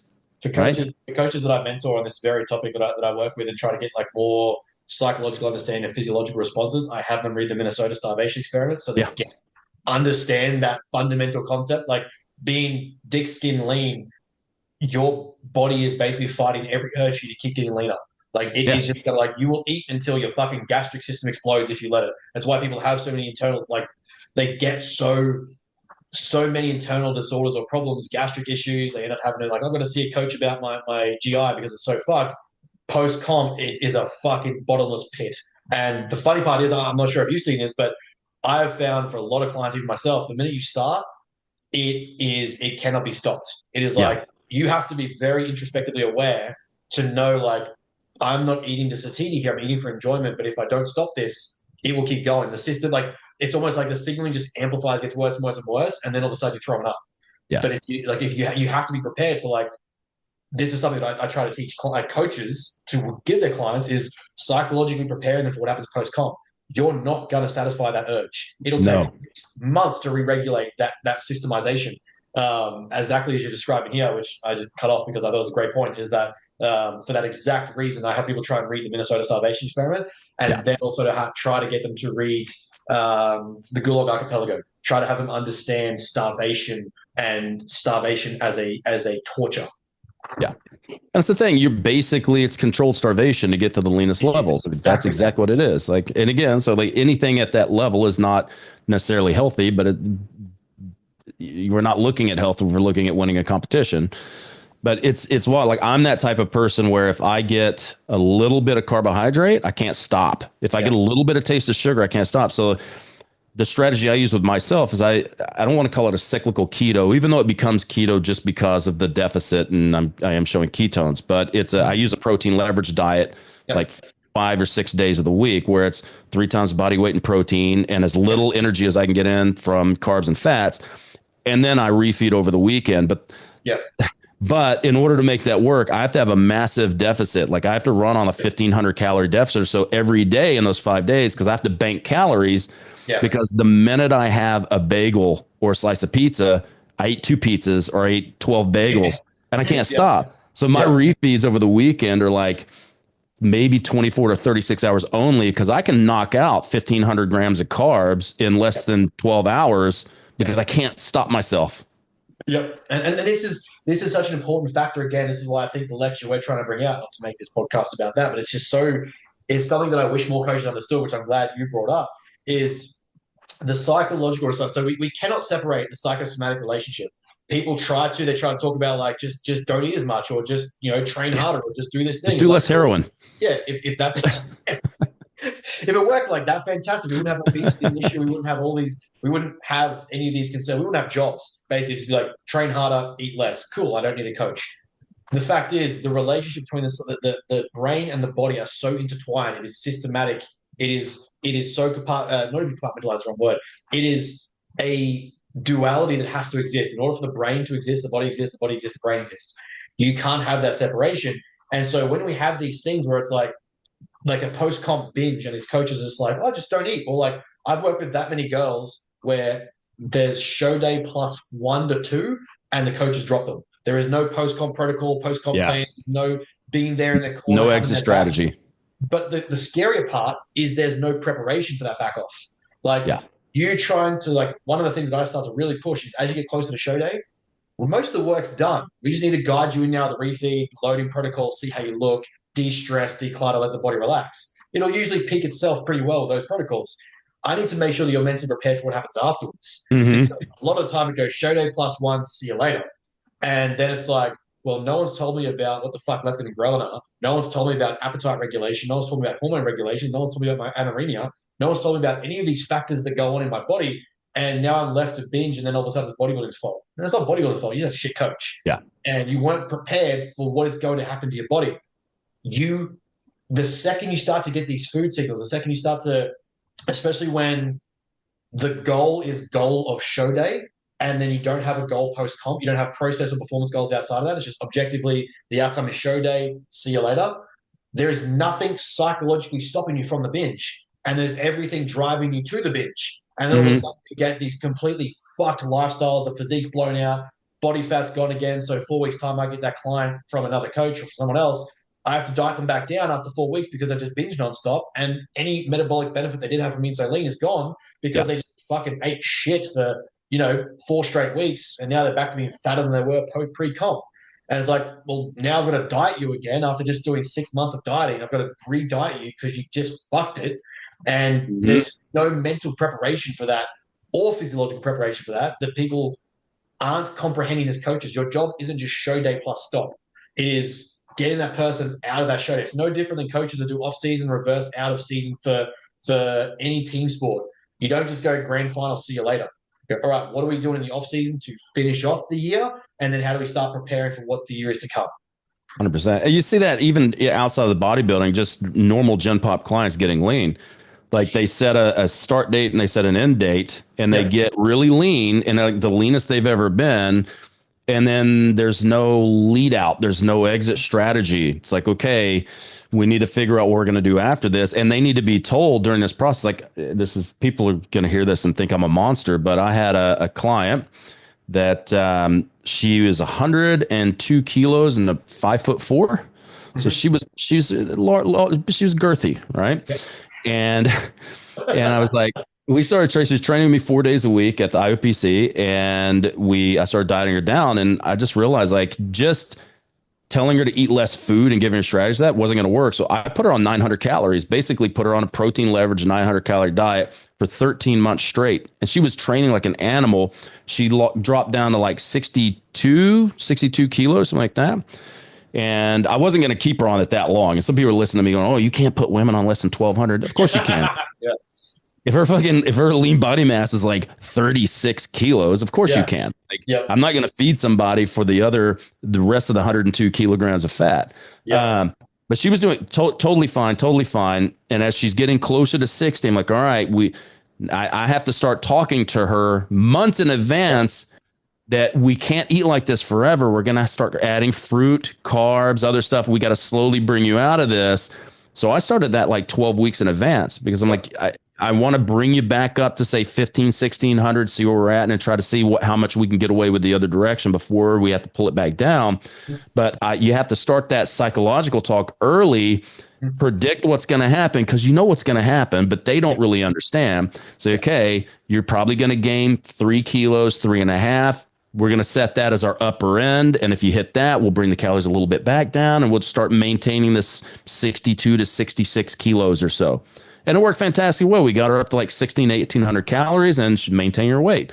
But a lot of coaches don't think to start early to let them know what they should expect when we stop the dieting process and we were try to get them to some type of like baseline lifestyle position.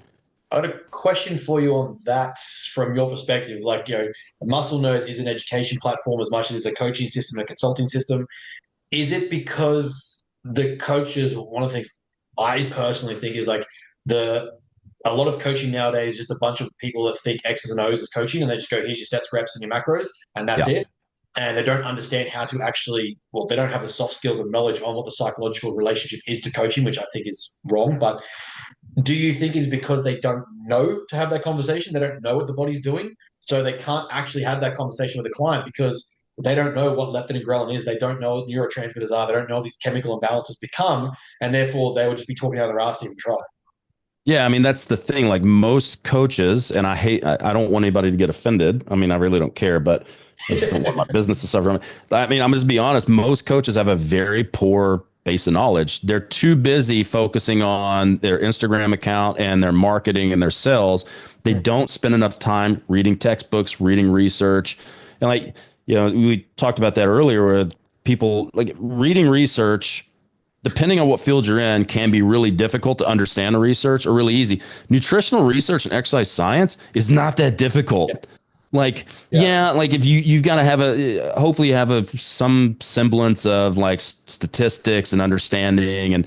But a lot of it is just reading it. What I'll usually do is read the abstract, read the conclusion, then go read the limitations. Yeah. And that's the one thing people never read. Like, if there's 12 limitations, and then read through the whole study and make your notes. But coaches aren't doing that. It's like, and then don't take one study. You got to take as many studies you can find on this and then cross-reference what they're cross-referencing in the appendix. Like read all that stuff and then match that with your experiences or what you're hearing from other people. And then you'll form a really good thought process about this, but they don't do it.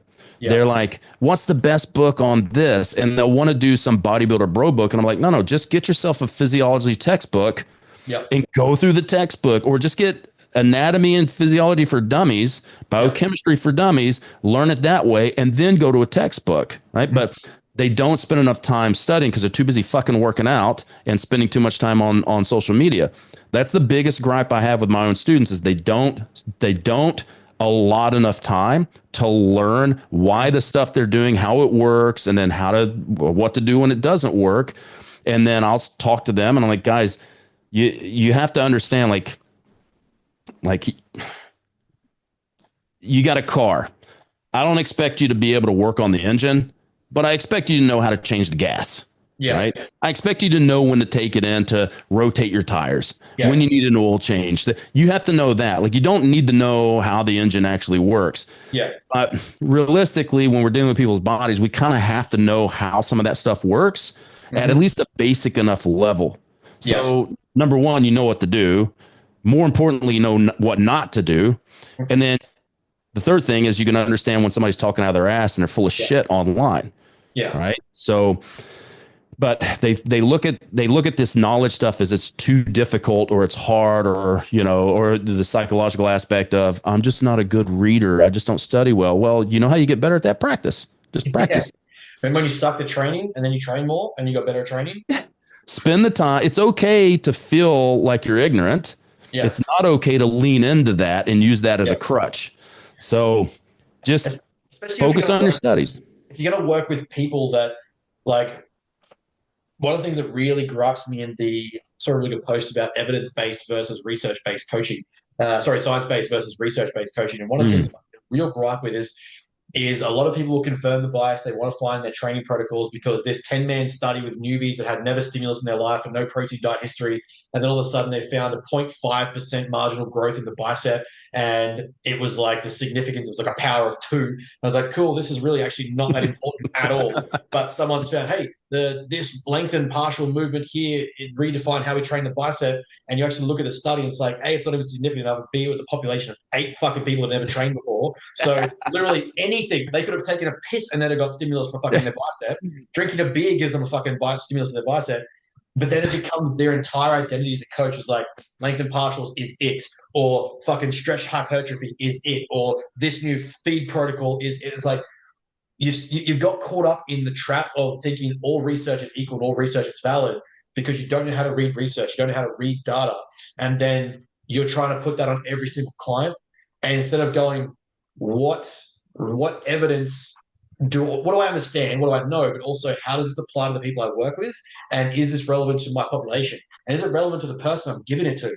Because in amongst that, there are obviously outliers. When you do enough of a population sample, you'll start to get outliers. There's the very real possibility that the person you're working with might be the outlier of that study, might not even fit that demographic. You had like the stuff they leave out of the abstract or the concept when they're discussing it might be like, these were 45 to 70-year-old females who had never trained before, and they had a single increase in leg extensions at the fucking most lengthened position with the chair back 45 degrees. Rec Fem increase was 0.25 millimeters on the squat. It's like, no fucking shit. This woman's never trained in her life and has sarcoplasgia and basically had no muscle mass ever. And you've given her some protein and exercise, and all of a sudden she grew tissue. That doesn't apply to your people. That doesn't mean you now base your entire identity as a coach on that thing. Yeah. So I get a real gripe within our industry is how evidence-based approaches has become like anything any researcher says is now fact. And you should change your entire body of coaching to that. It's become like a religion. It's become like a religion and a badge of honor. Yeah. And it's like, but guys, come on, man. Like 13 people in a study, 13 subjects. That is not enough to really create any great conclusions. And it's like, okay, we took 13 people and we classified them as trained or untrained. Untrained was less than 12 months of training. Trained, well-trained was over 12 months. I don't know anybody that's been training a year that's fucking well-trained. That is like my next gripe with fucking research. We can't even definitively criteria what trained means. I've seen studies that are like they're 4 years trained. I'm like, I spent 5 years training for different things and I'm still getting better at my I'm 6 years competing and I'm still getting better at my training proficiency. I'm still adapting and getting better understanding of mechanics, limiting factors, exhaustion points, fatigue point, proximity to failure. If I'm still getting better at that, how the fuck is 12 months classified as trained? Any stimulus for 12 months with next to no control is fucking going to have a result. They'll say advanced subjects. And I'm looking at it going, all right, I don't consider anybody advanced until they've got at least 3 to 4 years of solid training, like 48 weeks of the year under supervision or knowledge base. Like you are not, and then you look at they'll say advanced, and then I'll look at what they're lifting, like how much load they're lifting. And I'm like, that's not advanced. That's first year gains. Like that's no, like what the fuck? You mean neurological stimulus adaptation happening? And then when they'll try to apply, they'll get like Gen Pop clients who've never lifted before, and they want to take the research and apply that to their client. Like your client would grow muscle on the step mill. Your client would grow muscle just from showing up at the gym. Like you don't need to get that fucking technical. Just use basic, but like pumpkin spice latte, basic bitch exercises that we've done forever. Like pick a horizontal push-pull movement, a vertical push-pull movement, a knee extension, knee flexion movement, pick a triple flexion, triple extension movement, an elbow flexion, elbow extension movement, and maybe a shoulder abduction movement. You're pretty fucking good with that. Like you don't, like the first 3 years, 5 years, you could just do that and they would fucking grow. Yeah. Like, you don't need to pull out your protractor. You don't need to fucking a 55-degree angle of a slightly lean with lateral flexion to get the most out of my lat pull down on one arm. Good Lord. And here's the thing. Some of that stuff, like getting really pedantic about training, I see the value in that when you're really advanced and you're trying to eliminate a weak point in your physique, right? Yeah. So like you might have somebody with really good like anterior and lateral delt, and there might be just one little divot right there between lateral and posterior. And like, okay, cool. Let's get at the right angle to match that with the resistance profile. Cool. Yes. Nobody has been training just a couple of years. No one needs that kind of shit.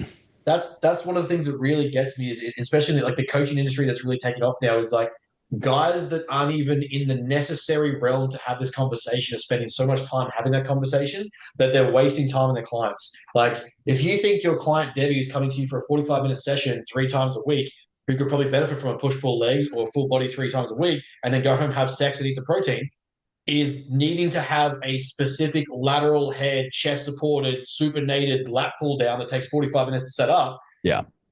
Like the inverted U starts to come in where it's like beneficial, takes too long to set up. Now the training is done. It's like, bro, Debbie can barely walk and chew gum at the same time. Put her on a fucking leg press. I just don't understand why Debbie can't front squat. I'm like, Debbie is a soccer mom. She doesn't need a front. Just put her on a fucking leg extension and leg press. Oh, then we end up in the fucking machine versus free weight debate that somehow resparked itself. I don't know how that came back up, but that's apparently a thing. Like if people saw my program and they'd be like, man, that's really basic. I'm like, yeah, it's really fundamental basic shit because it works. And the only time it ever gets any fancier is if we've got an injury we're trying to fix or work around, or I need to do something complex to make it work. The most frustrating thing to me is I literally give it away. Like on the Matter Institute, we have a 90-minute lecture that I wrote because it was frustrating me so much, and I was going to charge for it. I was like, fuck it, just have it. But it literally goes through how we map out exercise selection, order of execution, and basically proximity of intensity, going from complexity to simplicity, and going from internal to external stability, and going from complex joints to singular joint movements, and basically letting fatigue dictate how your exercise selection varies. Basically, a squat pattern, something that's going to drive a lot of intensity, is going to require a lot of volume. Like you can get fucking strong in it. Fatigue sets in, you end up finishing with a leg extension. That's fucking it. And it's like in between that, you fill the gaps in what you're trying to do, obviously, and there's volume and blah, blah, blah, whatever. But the point being is like it's so simple. Most of my workouts don't exceed 6 to 7 exercises. And if they do it, someone has a higher echelon of volume I need to hit. But usually it's like inside 6 exercises. And then they're done. They're like, oh, and usually you get met with, oh, it was really boring. The session wasn't that hard. I'm like, you're taking every set to 2 RIR. I guarantee you it wasn't boring. Yeah. Oh, no. Then you get a training video and the training's fucking dog shit. You're like, okay, we're going to do a face-to-face session and really train. And that's now your new proximity to failure. And that's what you're going to use. Yeah. Oh, suddenly it's hard. Yeah. We'll we'll teach speed failure and technical failure. So when one rep doesn't feel like the other ones, stop there for now until we learn how to control that instability under fatigue. Or we'll say, look, I think speed is a good one too. It's like, all right, when you feel the first rep that feels slower than the others, good. You're probably like a 3 RAR. When you feel 2 that's slower, right, you're about a 2. When you feel 1 slower, you probably have one more really janky rep. Your technical fair, I don't want you to do that one, but we're close enough, right? But consider this, like I do train gym pop. People think that we don't train gym pop, that we only train coaches. We do train the majority of coaches. Like they don't even understand how hard they need to train. Yeah. Because I'll look at videos and I'm like, bro, I know I give you a 10 to 12 rep range, but your 12th rep looked like the first rep. I'll tell you what, next time, keep doing it until you can only do a half a rep, and that'll give me a better idea of like how to load you and tell you what to do. But they're just cruising through. It's like they're doing fucking cardio for the biceps, and they'll go like 11, 12. That was hard. I'm like, bro, you had probably 8 more reps in there. One of the things we do for onboarding is because I was literally getting as a online, I was finding, especially even like people want to compete, that was such a problem. I was like, one of the onboarding exercises send me is like, I just go through movement mechanics. I want to see some baseline movements and see fundamentally how your body responds, how you move, But then it was like, pick any machine that you can think of that you understand how it moves, aim for a weight that you think you'll finish at 12 to 15 reps on, and then go until you I'm not going to say stop, go until you can't do another rep of that weight. Don't second guess it. Don't try and think what I want you to see. Pick the weight, go from there. And the amount of people that overshoot the rep range, like I'm talking like they'll say a 12 and I get a video with 20. And I'm like, okay, cool. You have no proximity of understanding to failure here. We're going to start teaching you to go to failure because you don't even like, people get so caught up in like, oh, you're going to be 2 back from failure when 90% of people don't understand what failure looks like. So you're teaching 2 back from not even being back far enough from failure already. So what might have already been a 5 RAR, you're teaching someone fucking 7. That's basically where we are. Yeah. I'd say like I have a Planet Fitness membership, and I know a lot of people are going to go, ooh, boo, Planet Fitness. But it's summertime here. It's hot as fuck, and not a lot of gyms have aircon. So yeah, really nice cold aircon in there, and the machines are well maintained. If you're just doing bodybuilder bullshit like I'm doing now, it's perfect because you got fucking multiple machines for everything. But I'll train in there, and I must look like a fucking psychopath because I'm on a machine, and I'm just like. I can't grunt, but I'm close to it. Like I'm going, this vein looks like it's gonna pop. My head's turning purple, and I'm squeezing out that last rep. And people are walking by me, going, "What the fuck?" But then you look at everybody else, and they're just like, having pizza mid fucking set. just doing whatever. I'm like, bro, why even show up at the gym? Like, you're not even like, I know it's making you feel better, but you're not actually doing Yeah, anything, yeah. guys. You ticked a box, but you missed about 7 other boxes you could have. But we're going to wrap up soon because we'll fucking talk all day, and I absolutely know that, and we've already covered fucking 17 different topics. But the other side to you that I really love, and I want to expand a little bit more on this, is the jacked nerd side, the muscle nerd side of it, is something that I've really noticed. Like the people that we excel well with are that they generally have a curiosity and nerdness to them that is very. It's funny because it's become almost cool to be a nerd now, but like there's people that genuinely I find like genuinely inherently born as a nerd, and they're like they are nerdy people. You are probably one of the few people where I'm like, I could sit in a conversation with you and not feel like I'd have to explain what a comic is or like where that storyline went or like what this game is about or some shit. Like I'm like, that is very few people where I have that fucking with. But what is your nerd thing? What is your like besides like movement mechanics and exercise, heart rate, blood pressure, things like that? But what is your like Henry Cavill's a fucking gamer and Warhammer 40,000. I go to town on Warhammer 40,000 and fucking Marvel and DC, Star Wars, Lord of the Rings. I dabble. Where are you? Where is Luke's nerd? Oh man, like I'm a big gamer. I game when I have time. I game. So I've got every system you can think of. I built my computer. I built a badass gaming computer. I've got all the handhelds. I've got even stuff. I still have a PSP and a PS Vita. All of them are jailbroken with emulation. Like I've got a Steam Deck. You name it, I've probably got it. But I am a big gamer. But I like that, and man, I just like to learn stuff. I'm just constantly have beginner's mindset, just constantly finding new things. Like my new thing is this is where baking. Like I want to learn how to bake. I'm not a baked goods person, Yeah. but like Zoe bought me a KitchenAid mixer for my birthday, and so now I'm like baking and trying to come up with new formulas. I look at it like I'm in a lab. I'm making new formulas. How can I make this taste as good as possible with really high protein and almost no fucking calories in it without it making me shit my pants?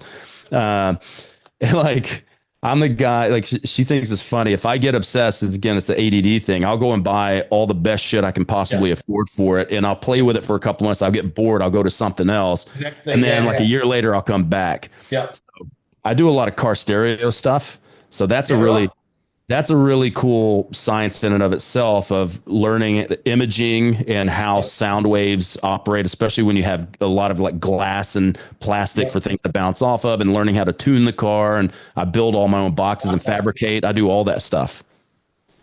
Yeah. So, what are you gaming at the moment? What's your like? What is the games? Like currently, I've just finished. Oh fuck! I beat like 4 Paragon characters on Diablo 4, and it's just I'm over the storyline now. It's boring. I'm probably midway through Ghost of Tsushima, but like I need to have. I don't know about you, but I'm a big storyline gamer. Like if I get into like I don't like online gaming so much anymore because it's all become like you have to pay for passes and battleground and it's against other people. Like I used to fucking love when Assassin's Creed or Call of Duty used to have these dynamic storylines where you feel like I feel like I'm killing some terrorists. I feel like Yeah. I'm doing something like that's me. I'm in there. And those are the fucking stories. Like I'll still play them now. I buy Assassin's Creed just so I can play a long-winded 120-hour game and don't have to be online. But that's like I fucking love that where I can just switch off and not think Yeah. about other people. So I'm a big fantasy guy. So I've always been a fan of like I read a lot of fantasy. Like my current thing is I read a lot of lit RPG, which is basically if you're a gamer and you like fantasy, it's the best of both worlds.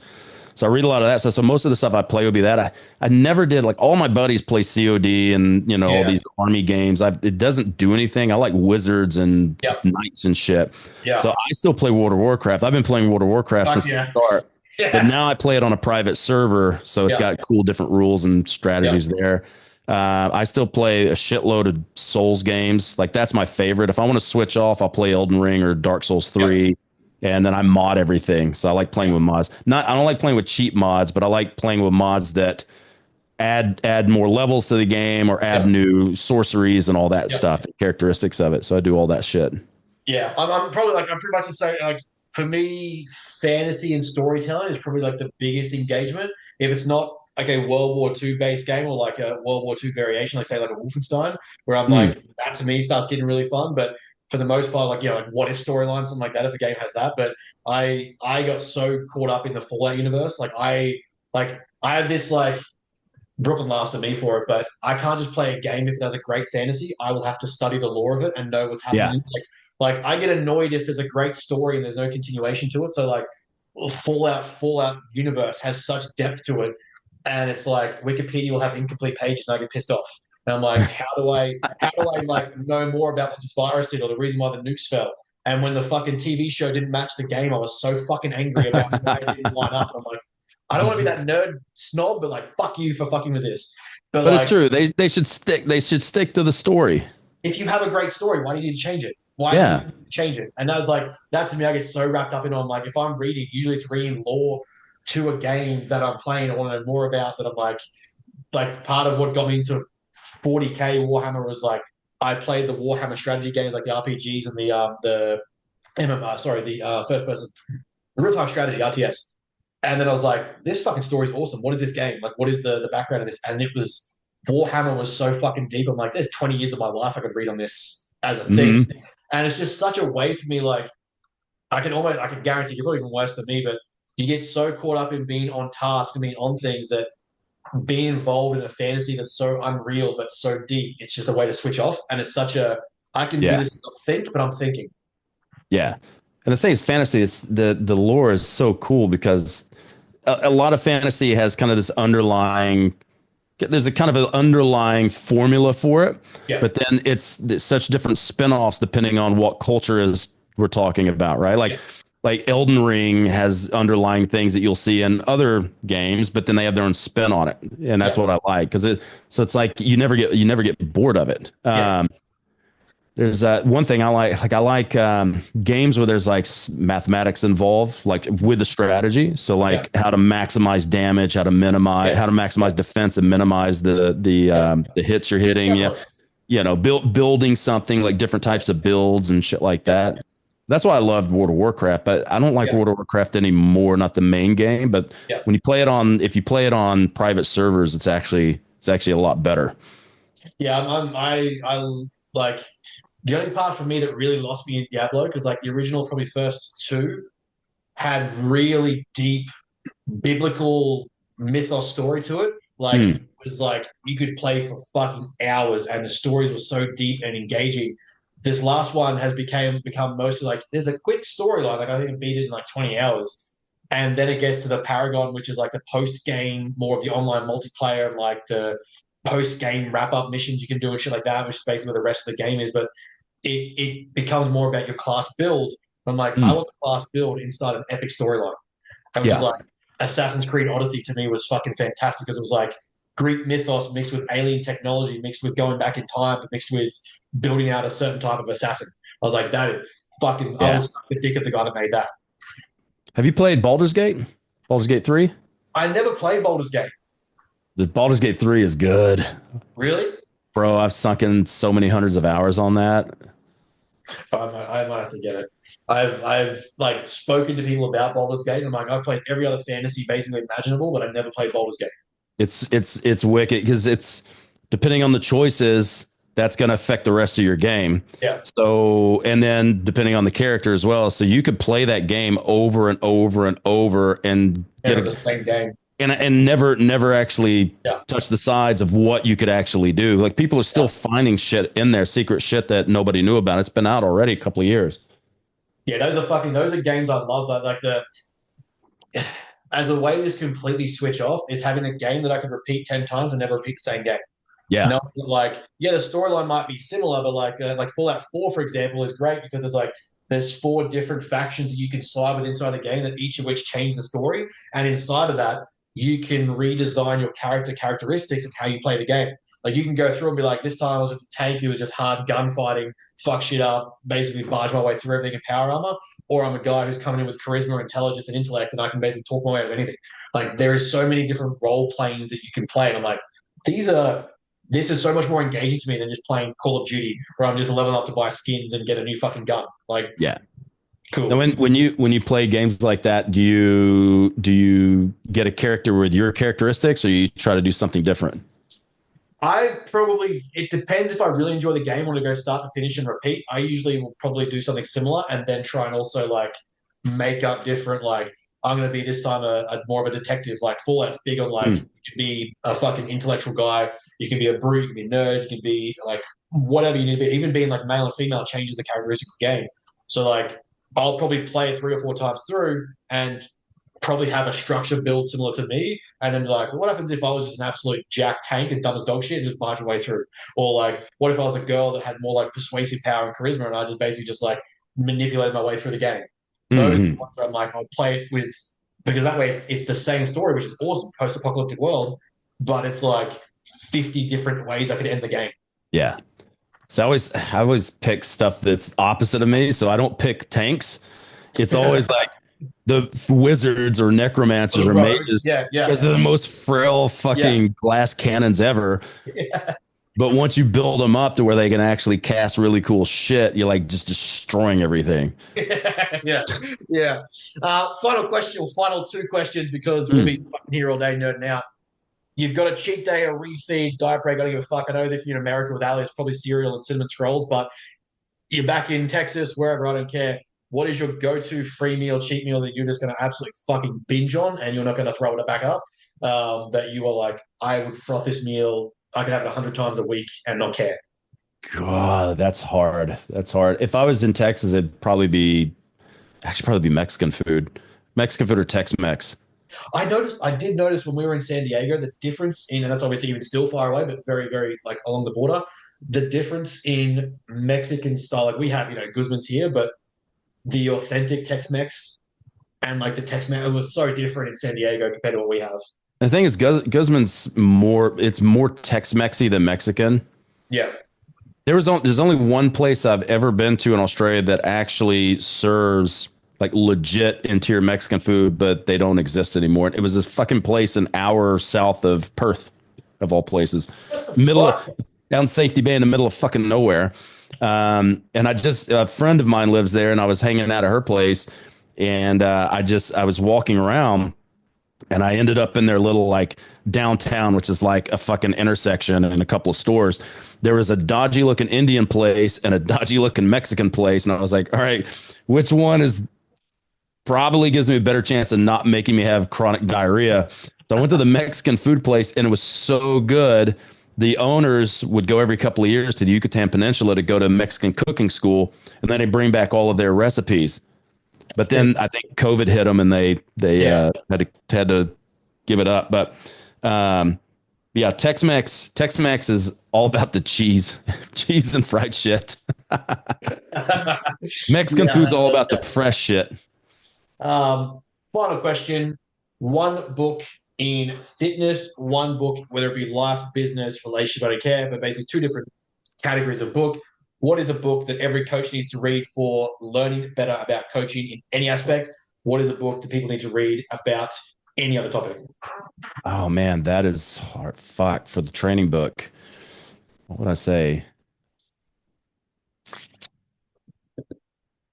What's the name of that book? I've got 5 copies of it, all disappeared over the world. Fuck, I can't remember. It's a biochemistry book. It's Exercise Metabolism by Hargraves. I think every coach should read that.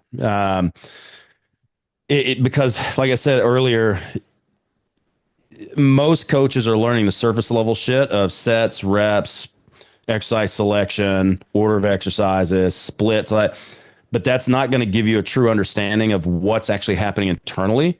Yep. So to me, it's really important for people to understand the biochemical and physiological consequences, whether that's good or bad, to everything you do, because everything that we're programming is providing a stimulus.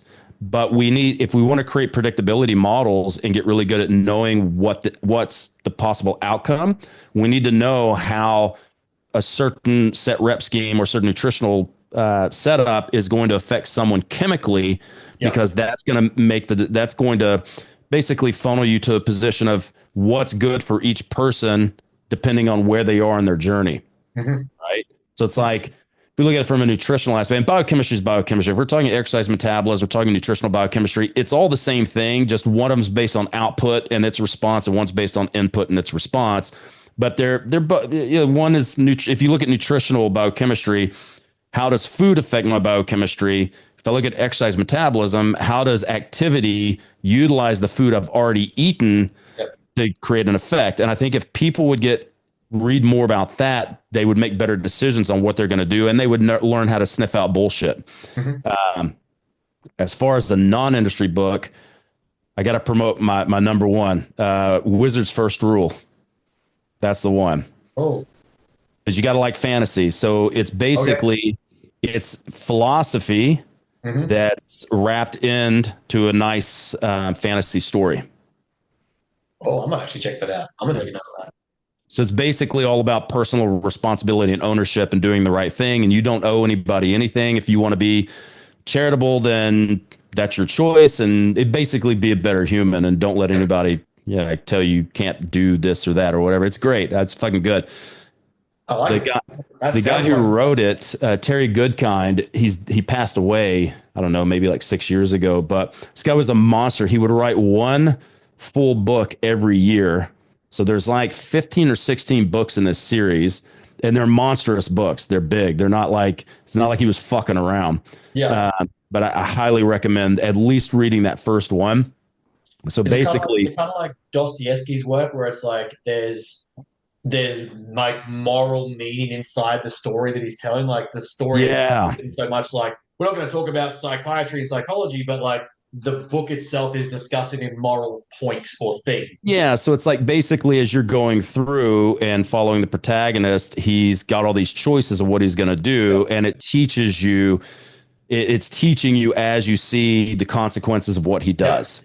Yeah. Right. And there's 13 Wizards rules. And I like these rules. They're all, like I said, they're all about personal responsibility and personal ownership of your actions.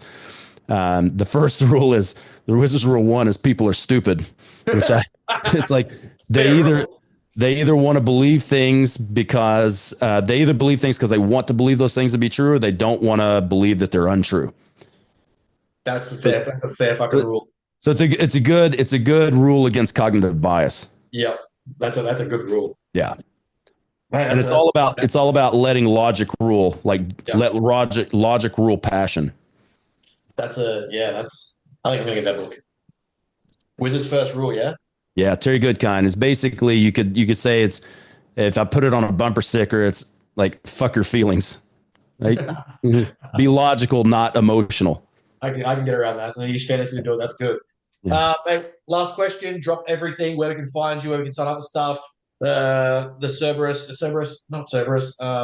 Cerebro, yeah. Yep. Cerebro, your Instagram, podcast handles, everything. And we'll make sure that all the links are in the description. Okay. So like Instagram, musclenerds_education is what it is now. My personal account, if you want to look at stupid memes and you're not easily offended, is Luke Leaman. But just don't send me anything industry related there. Just send me nasty memes and unpolitically correct videos. Star Wars waffle memes. Yeah. We've got our Cerebro subscription, which is a subscription for people to learn. It's a big learning platform. We have like 18 months worth of videos, and I constantly update 1 or 2 hours a week on various topics. It's mainly for other coaches, but Gen Pop could get stuff out of that too. We have a really shitty website. We probably need to redo it. Musclenerds.net. So and info@musclenerds.net if anybody wants to inquire for anything. Fantastic, mate. I really appreciate your waffling with me for 2 hours, I think. Yes, sir. Anyone with a fucking brain that is in the body composition space needs to listen to this episode and obviously just follow you guys and stuff. We're talking about things here that to me seem like fundamental principles, but to us, we can tell in the industry it's not, and it fucking should be. Putting a client's health first before a trophy and then letting the trophy come because they're healthy, it doesn't seem like it's a no-brainer, but it is. But we act like it isn't. So, mate, I truly appreciate your time. Thank you very much. It's been a fucking absolute pleasure.